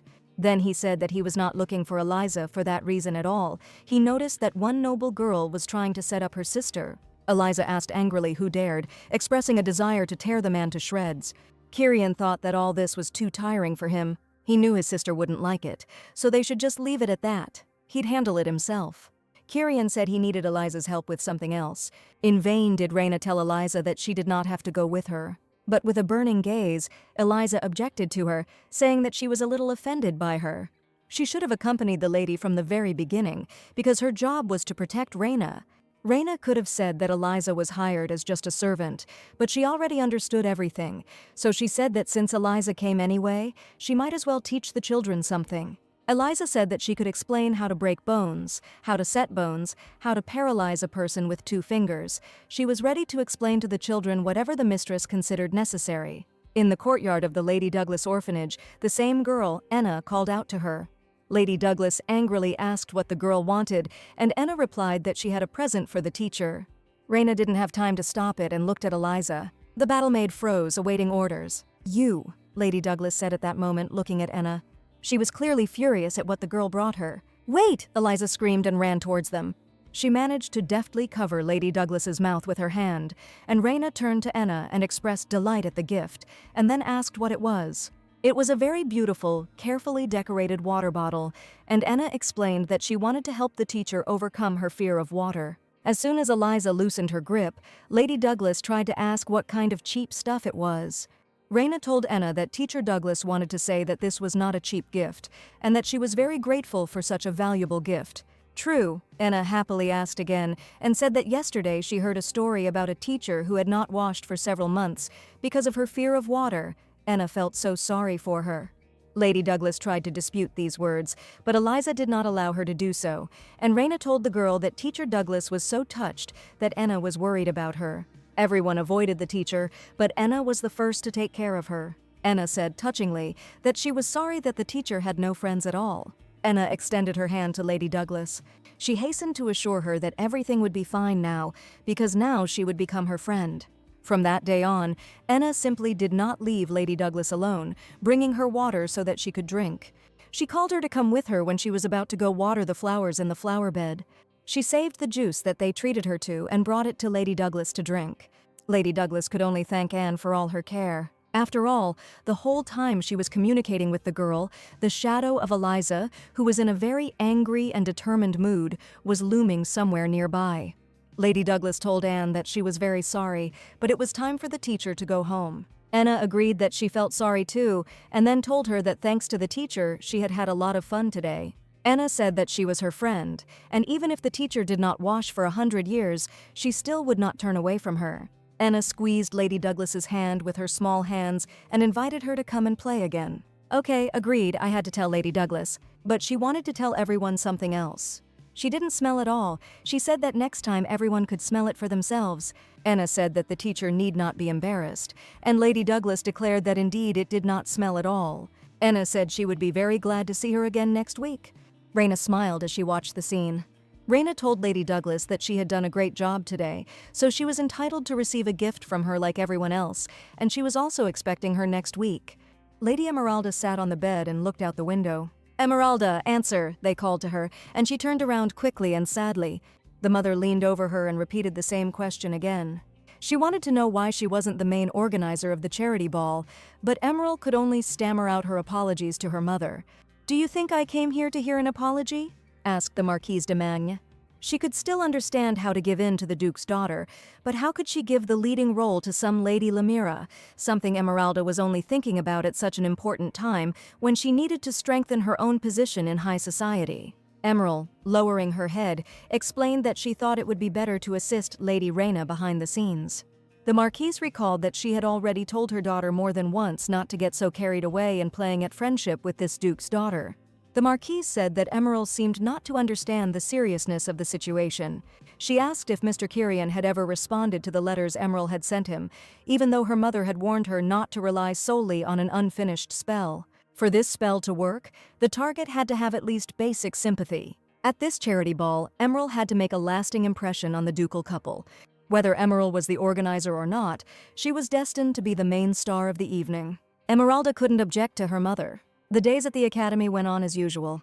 Emeralda asked Raina how serious she was about her intentions. "Yes, that's exactly it," Raina answered decisively. Their charity ball will become a performance venue for children. She wanted to give these children a new experience and the opportunity to gain self-confidence, and of course they would raise funds at the same time to build a school. After all, they are currently teaching these children temporarily, but it would be great if the children could go to a normal school. Of course, they won't force the children to perform if they don't want to, but many children enthusiastically volunteered to perform. There were a lot of people who wanted to participate. The children wanted to perform and show off to their friends. They even argued about who could perform better. With a smile, Raina asked Enna if the girl was going to perform too. Enna stood with Lady Douglas, her arms wrapped around her and not letting go of her hand. The girl said that she didn't know if she could perform well, and Raina thought that it was Enna, oddly enough, who really lacked self-confidence. "You can handle it," an unexpected voice said. This was said by Lady Douglas. She leaned towards the girl and in response to her doubts, said that if not Enna, then who? Enna shouted that if the teacher said so, then she would definitely perform. A woman wrapped in a shawl hastened to address Lady Douglas. She wanted to talk to her alone and apologized for calling her aside, but she wanted to thank her at all costs. She was very grateful that Lady Douglas had taken such good care of Anne, because the fact was that this girl had once had a very similar injury to Lady Douglas. After her parents died, she was given to relatives, and they completely abandoned the girl, saying that she was dirty. So, even after Enna was taken to the shelter, she developed an obsession with being dirty and needing to be washed constantly. But this time, after spending time with Lady Douglas, it seems the girl was able to completely overcome her trauma. So the woman was determined to say thank you to Lady Douglas. "Oh, come on, don't bother," said Lady Douglas, and finally the day of the charity ball arrived. "Lady Douglas," said one of the ladies approaching the girl. Lamira expressed hope that the girl would definitely come today. "Try your best there," she said in a commanding tone. Lady Douglas thought about that conversation with the headmistress of the orphanage. The woman then caught up with her at a run, just to thank her for taking care of the girl. Now Lamira was saying that she had heard that the Douglas family was not doing well at the moment, and in a situation like that, they needed to stick together, so they just needed to do as she asked, and she would put in a good word for her father, saying that Lady Douglas had been a great help to her. Lady Douglas asked what she should do, and Lamira told her how things were. One naughty maid will steal the Duchess's necklace, and Lady Douglas will slip it into that commoner's pocket without her noticing. And at the moment of her performance, it will be necessary to cut this pocket with a knife. The necklace will need to fall out right in front of everyone. During the celebration, everyone was discussing Lady Reyna's dress, saying that it was the latest model from Madame Diol. But what else could one expect from the Istirs? Just think, they turned this gloomy shelter into a fairy tale palace. Reyna, in her dress, curtsied as she introduced herself to the guests. The guest was His Majesty the King of Shia, and he said he was pleased to meet her. He said he had been told that Lady Reyna had organized the ball. Reyna thought that this man was Hiss's father. She told him that she tried her best, even though she knew it was not enough. The king replied that this was wonderful. Education had always interested him, and he was also forced to admit that the idea of this ball was worthy of praise. Reyna smiled and said that it was actually Hiss's idea, as the prince had always been interested in educational projects, and apparently he took after his father in this regard. But Hiss stopped her and asked her father not to rush, since it seemed that some kind of misunderstanding had occurred here, since Reyna herself had come up with and implemented everything, from beginning to end. The king said it was all quite impressive. He suggested it wouldn't be easy, but Reyna was quick to assure him that she was simply doing the best she could. "Okay," said the king, and suggested that they see how everything would go. After this conversation, Reyna told Hiss that she almost died of fear, and the prince replied that he did not even notice. Beaming, Reyna said that Hiss simply couldn't help but agree with her. It was wonderful that the ball had turned out to be in keeping with His Majesty's interests. It seemed that he really cared about education. Hiss asked if Lady Reyna had arranged this ball only to please his father, and the girl replied that of course she had. Reyna said that this was her first official event as the prince's bride, so she simply had to make everything absolutely perfect. Reyna laughingly asked why Hiss had started denying it like that, since she had been deliberately trying to single him out, and for some reason he had started denying the obvious. Hiss replied that he had not had any opportunity to meet her recently. Reyna thought that she was engaged to Hiss only on paper, but she had gone and organized everything without her knowledge. She said that perhaps she had acted selfishly, and asked for forgiveness if her initiative had somehow offended the prince, but Hiss hastened to assure her that in no case did he understand how anyone could be offended by Lady Reyna, who had tried so hard for him. But he said she didn't have to work so hard without a break, and she didn't need to lie at all to shield him. Hiss had no intention of using his name as a shield for Reyna. He leaned so close to the girl. They froze opposite each other. Reyna asked what the prince meant when he said he didn't want to be a shield for her. She said with a smile that Hiss was the best partner for her. She asked him not to worry and assured him that she always repays kindness with kindness, and then asked him to simply trust her. Hiss repeated her words about her partners somewhat thoughtfully, and then he also smiled and said that it was good. We had an agreement, because they were the best team. "Madam Teacher, Lady Douglas," a clear childish voice suddenly rang out. Enna, in her smart dress, looked at Lady Douglas and asked if she was very worried. Then she said that it wasn't worth it because they would do just fine. Lady Douglas assured that she was not at all worried because in the end her job was only to ask questions, and most importantly, that Enna did not let her down. Enna assured that the teacher could rely on her and would not disappoint her. "That's good," said Lady Douglas. Enna followed where her teacher was looking. She asked Lady Douglas if it was she, and then she clarified that she was talking about the scoundrel who called Lady Douglas a dirty woman. Enna said that the lady had a very ugly face. Enna took Lady Douglas by the hand and said that the teacher no longer needed to be afraid of anything. Enna will always be with her now. She promised that she wouldn't let anyone hurt her. Lady Douglas did not know what to say in response to all this. She hugged the girl and said that it was okay, we had an agreement. This little girl promised her protection. "Lady Douglas, you are ready," they soon called out to her. Lamira approached her and said that she had already stolen the Duchess's necklace, and then asked if their agreement was still valid. She ordered that it be planted in the pocket of that commoner when she went on stage. It was important that everyone saw how vile and vicious these plebeians were, and if everything worked out, Lady Douglas would be rewarded. Lamira assured that this award would be much more valuable than any trinkets. She said that she was counting on Lady Douglas. But Lady Douglas suddenly said that she could not do this, which surprised Lamira very much. Lamira asked what nonsense she was talking about, but Lady Douglas firmly replied that she herself had heard that she refused to do this. Lamira said that Lady Douglas had gone completely mad. "It seems so," Lady Douglas replied. "Just try to touch Enna," said Lady Douglas, and promised that she would never let it go. She turned to leave, but Lamira tried to stop her. "How dare you!" she shouted after her. Lamira exclaimed that her former friend had completely lost all sense of shame, was hanging out with all sorts of riffraff, had forgotten her place, and it seemed simply disgusting. She screamed that all this was making her incredibly angry and dropped the necklace.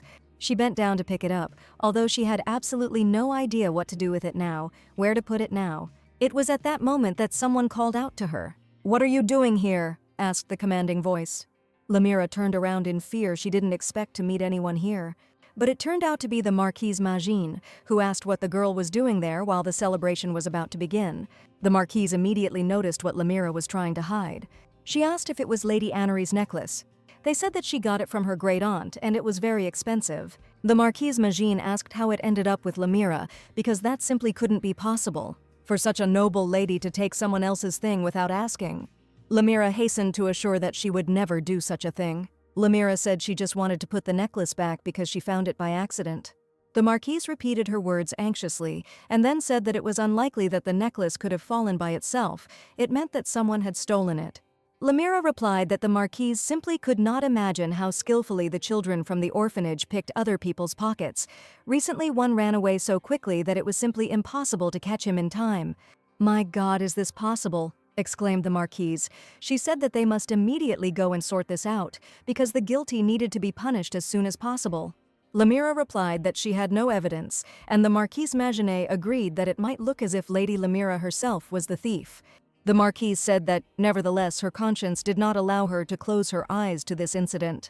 She assured Lady Lamira that she would help her. To move the necklace with magic, it was necessary to be close to the target. She pointed at Enna and asked if this was the child, and then said that now they should try to get closer. The Marquise expressed doubt that this would work, because the lady who looked after this child seemed very caring, so if Lady Lamira wanted to succeed, she would have to try hard. "Yes, I'll try," said Lamira, completely unaware that she was being eavesdropped on. Kyrion heard these words and sighed, lamenting that such clingy people were always hanging around his sister. He really wanted to jump out of his hiding place and deal with all these people. But the next moment he had to hide again. The Duke and Duchess passed by, discussing the reception. They did not know who exactly had organized it, but they thought it had been wonderful and very useful. Kyrion thought that his father seemed to have already noticed that he was here, but as soon as his mother saw him, she would turn everything here upside down just to catch him. Kyrion knew that this time he wouldn't get off with house arrest, which he had already escaped countless times. But now he couldn't just up and go home, because his sister needed him. She told him so enthusiastically about how she went to classes and then was in the orphanage. There was no way Kyrion could refuse such a life now. By avoiding his mother, he will deal with these annoying people. The waiter walked past the bushes with a tray containing glasses and a bottle of wine. Suddenly he staggered and spilled the wine. At this time, Lamira was closely watching Enna, who was walking among the guests. She needed to get close enough to the girl for the magic to work. After all, if they notice her, they will think that the thief is Lady Lamira herself. "Who will run in the ballroom?" Lady Douglas asked loudly. "Stop!" she screamed a moment later when she realized who it was. She saw Lamira quickly catching up with Enna, but she didn't understand why she was doing it. Lamira's path was suddenly blocked by a tray with glasses full of wine. She had to stop before reaching her intended goal. Lamira practically crashed into the tray, losing her footing. "How dare some servant!" she exclaimed, blushing and almost crying. But she didn't have time to do anything with the waiter. Just as she didn't have time to catch up with that girl, everyone had disappeared. "Where is that scoundrel?" she screamed, while Lady Douglas ran up to her, wanting to find out what Lamira was doing. Kyrion, dressed as a waiter, stood right next to him, pretending that he had nothing to do with it. What a difficult thing this girl has brought, thought Kyrion. If his mother weren't here, he could have acted openly and would have already eliminated her. But apparently we'll have to kidnap her secretly in order to sort everything out. At that moment he noticed the figures of his parents and quickly ducked, hiding behind the backs of the guests. Kyrion thought that it seemed like his maneuver had been noticed. The Duke turned to his wife and suggested that she go and find Reina. Kyrion realized that his father was trying to cover for him. He had just come up with a great idea. Kyrion himself again saw Lamira rapidly heading somewhere. If it weren't for her father, he would have definitely missed her. This girl runs too fast. Kyrion thought that, of course, he hated to resort to this, but he had no choice. He slid behind one young man and, covering his mouth, pulled him aside. Once they were away from the other guests, Kyrion loosened his grip. "Young master?" asked his captive, turning around. He said he heard that the young master had run away from home because he was going through puberty, but he couldn't understand why he was here. Then he asked whether it was necessary to drag the person by force. Couldn't he just ask? Kyrion replied that he was indeed a runaway youth who might have wished to act differently, but unfortunately he needed help too much. At this time, Lady Emeralda winced from a headache. She approached the elder Marquise Magine. She asked if her mother had called her just now. The Marquise pointed out the girl to her daughter, and Emerald recognized Enna. The Marquise said that it was true, that was the child's name. The Marquise remarked that she had just seen the girl hide a table knife in her pocket, but Emerald couldn't believe it. It seemed like the girl wanted to play with him, but this could not be allowed, it was too dangerous. The Marquise believed that Emerald could talk to the girl as a teacher. Emeralda hastened to fulfill her mother's request and prevent something unpleasant from happening. The Marquise watched her go. A smile played on her lips. Catching a thief who stole an expensive necklace sounded good for saving the hero's reputation, and it was time for her daughter to become the main character. "Wait, Enna," Emerald said, sitting down on the ground next to the girl. At this moment, the magic of the Marquise Magine came into effect. Emerald asked Enna why she put such a dangerous thing in her pocket. Enna replied that she hadn't taken anything dangerous and that she had nothing in her pockets. The girl pretended not to understand, but Emerald was worried about her and could not turn a blind eye to it. Lady Douglas assured that she and Enna were together every minute, but Emerald insisted on checking anyway, at which time the Marchioness found the owner of the necklace, Madame Annery. She asked if this was the necklace the lady had lost and pointed to Enna. Emerald promised to buy the girl a better toy and again asked Enna to return the knife. Enna again asked what kind of knife.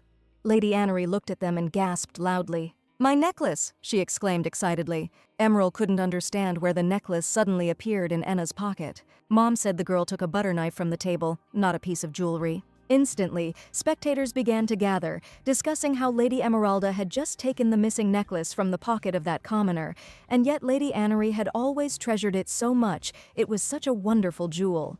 The elder Marquise Magine looked at this scene with triumph and thought that the girl was caught. All eyes were on her, and Emerald guessed that this was her mother's trick. Emerald understood that her mother had decided to draw attention to her person by discrediting the poor child. Enna would undoubtedly now be seen as a thief in the eyes of society. Emerald could not allow this to happen, and therefore exclaimed that the girl was absolutely innocent. Lady Douglas hastened to add that all of this was clearly a setup. Enna had done nothing wrong, and it was all Lady Lamira's doing. "What? My?" Lamira's indignant voice rang out. She asked why Lady Douglas was trying to involve her in this story. Lamira suggested with a smile that the reason for the accusation might be the discord in their relationship, but one cannot groundlessly denigrate a person's name over such a trifle. She asked if Lady Douglas had any evidence. Lamira exclaimed that it was all some kind of vile injustice. Just think, she was accused of stealing because of some simpleton. Lamira said that she couldn't understand who would even think of organizing such a charity event, at which point Reina came in and asked if these complaints were directed at her personally. The Duchess, standing behind her, also wanted to know what kind of a mess they were making here. Reina asked her not to worry because she would figure everything out herself. The Duke also assured the Duchess that Reina was capable of sorting everything out herself. Reina thought that if the Duchess intervened, the situation would, of course, be resolved. But in that case, Reina herself would be remembered by everyone as a spineless girl who couldn't even cope with organizing an event. She was absolutely sure of it, but her mother would probably handle the conflict much better, so Reina really wanted to go home. And why was she always so lucky? This Lady Lamira again. And Reina just wants a measured and rich life. She just needs to pay back Hiss, and she will disappear right away.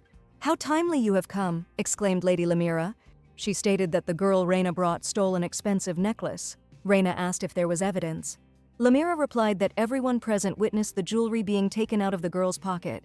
The Marchioness said that her daughter Emeralda also immediately suspected something was wrong.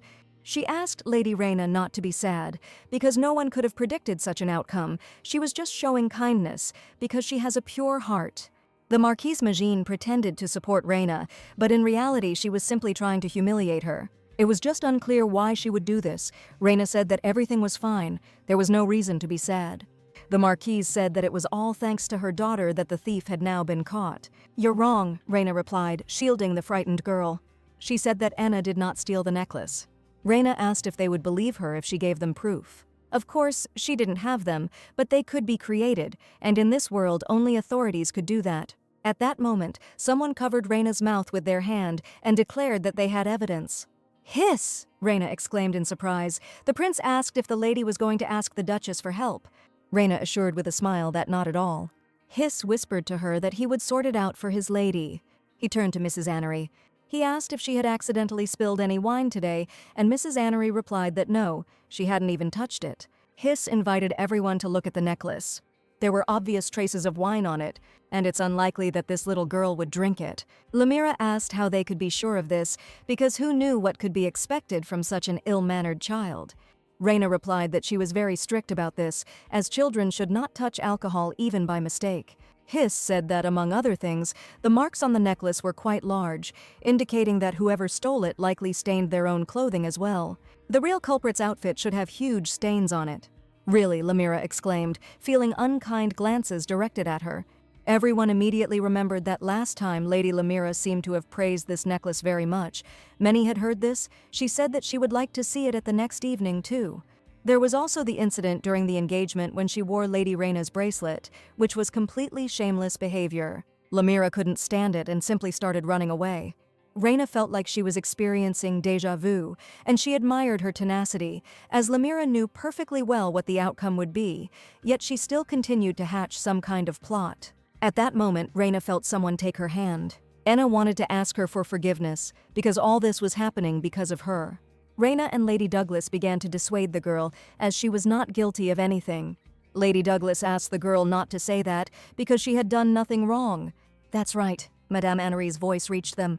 She came up to Anna and apologized, and then said that it was all her own fault because she should have taken better care of her things, and as a result, all the anger fell on the innocent child. Reina thought with surprise that it seemed like for the first time in her life in this world, she was seeing a well-bred person in noble society. She bowed to Madame Anery and asked her forgiveness for allowing such a misunderstanding to occur, but Madame Anery said that it was only she who should repent. Reina said she was truly sorry. Mrs. Anery looked at her and smiled. She suggested that instead of looking for someone to blame, we should simply enjoy the children's wonderful performance. She bowed before Anna and told the girl to try hard and let her performance overshadow this unpleasant incident. "Yes," the girl exclaimed joyfully. Reina meanwhile turned to Hiss. She wanted to thank him for his timely assistance. The prince replied that it was not worth thanking. He simply did what he had to. Reina said that he was being modest again, but he had done absolutely excellent detective work. Reina suggested that he finally relax. Then she asked how he knew that there would be wine stains on the necklace. Hiss didn't immediately find an answer. He then explained that he had simply seen the waiter knock over a tray of drinks by chance. Reina was surprised that this was all he needed to know to conduct the investigation. She called him Sherlock Holmes and said that this was wonderful. Hiss replied that he did not know what she was talking about, but thought the lady was exaggerating. He said that he simply had to do this, and these words were heard by Kyrion, who was watching them secretly. Kyrion thought that this was precisely why he hadn't wanted to involve Hiss in his plan. But he simply had no choice, because his high status gave special weight to the prince's words, and besides, Hiss was a man who would gladly stand up for Kyrion's sister, and he was also the only one who could definitely protect her.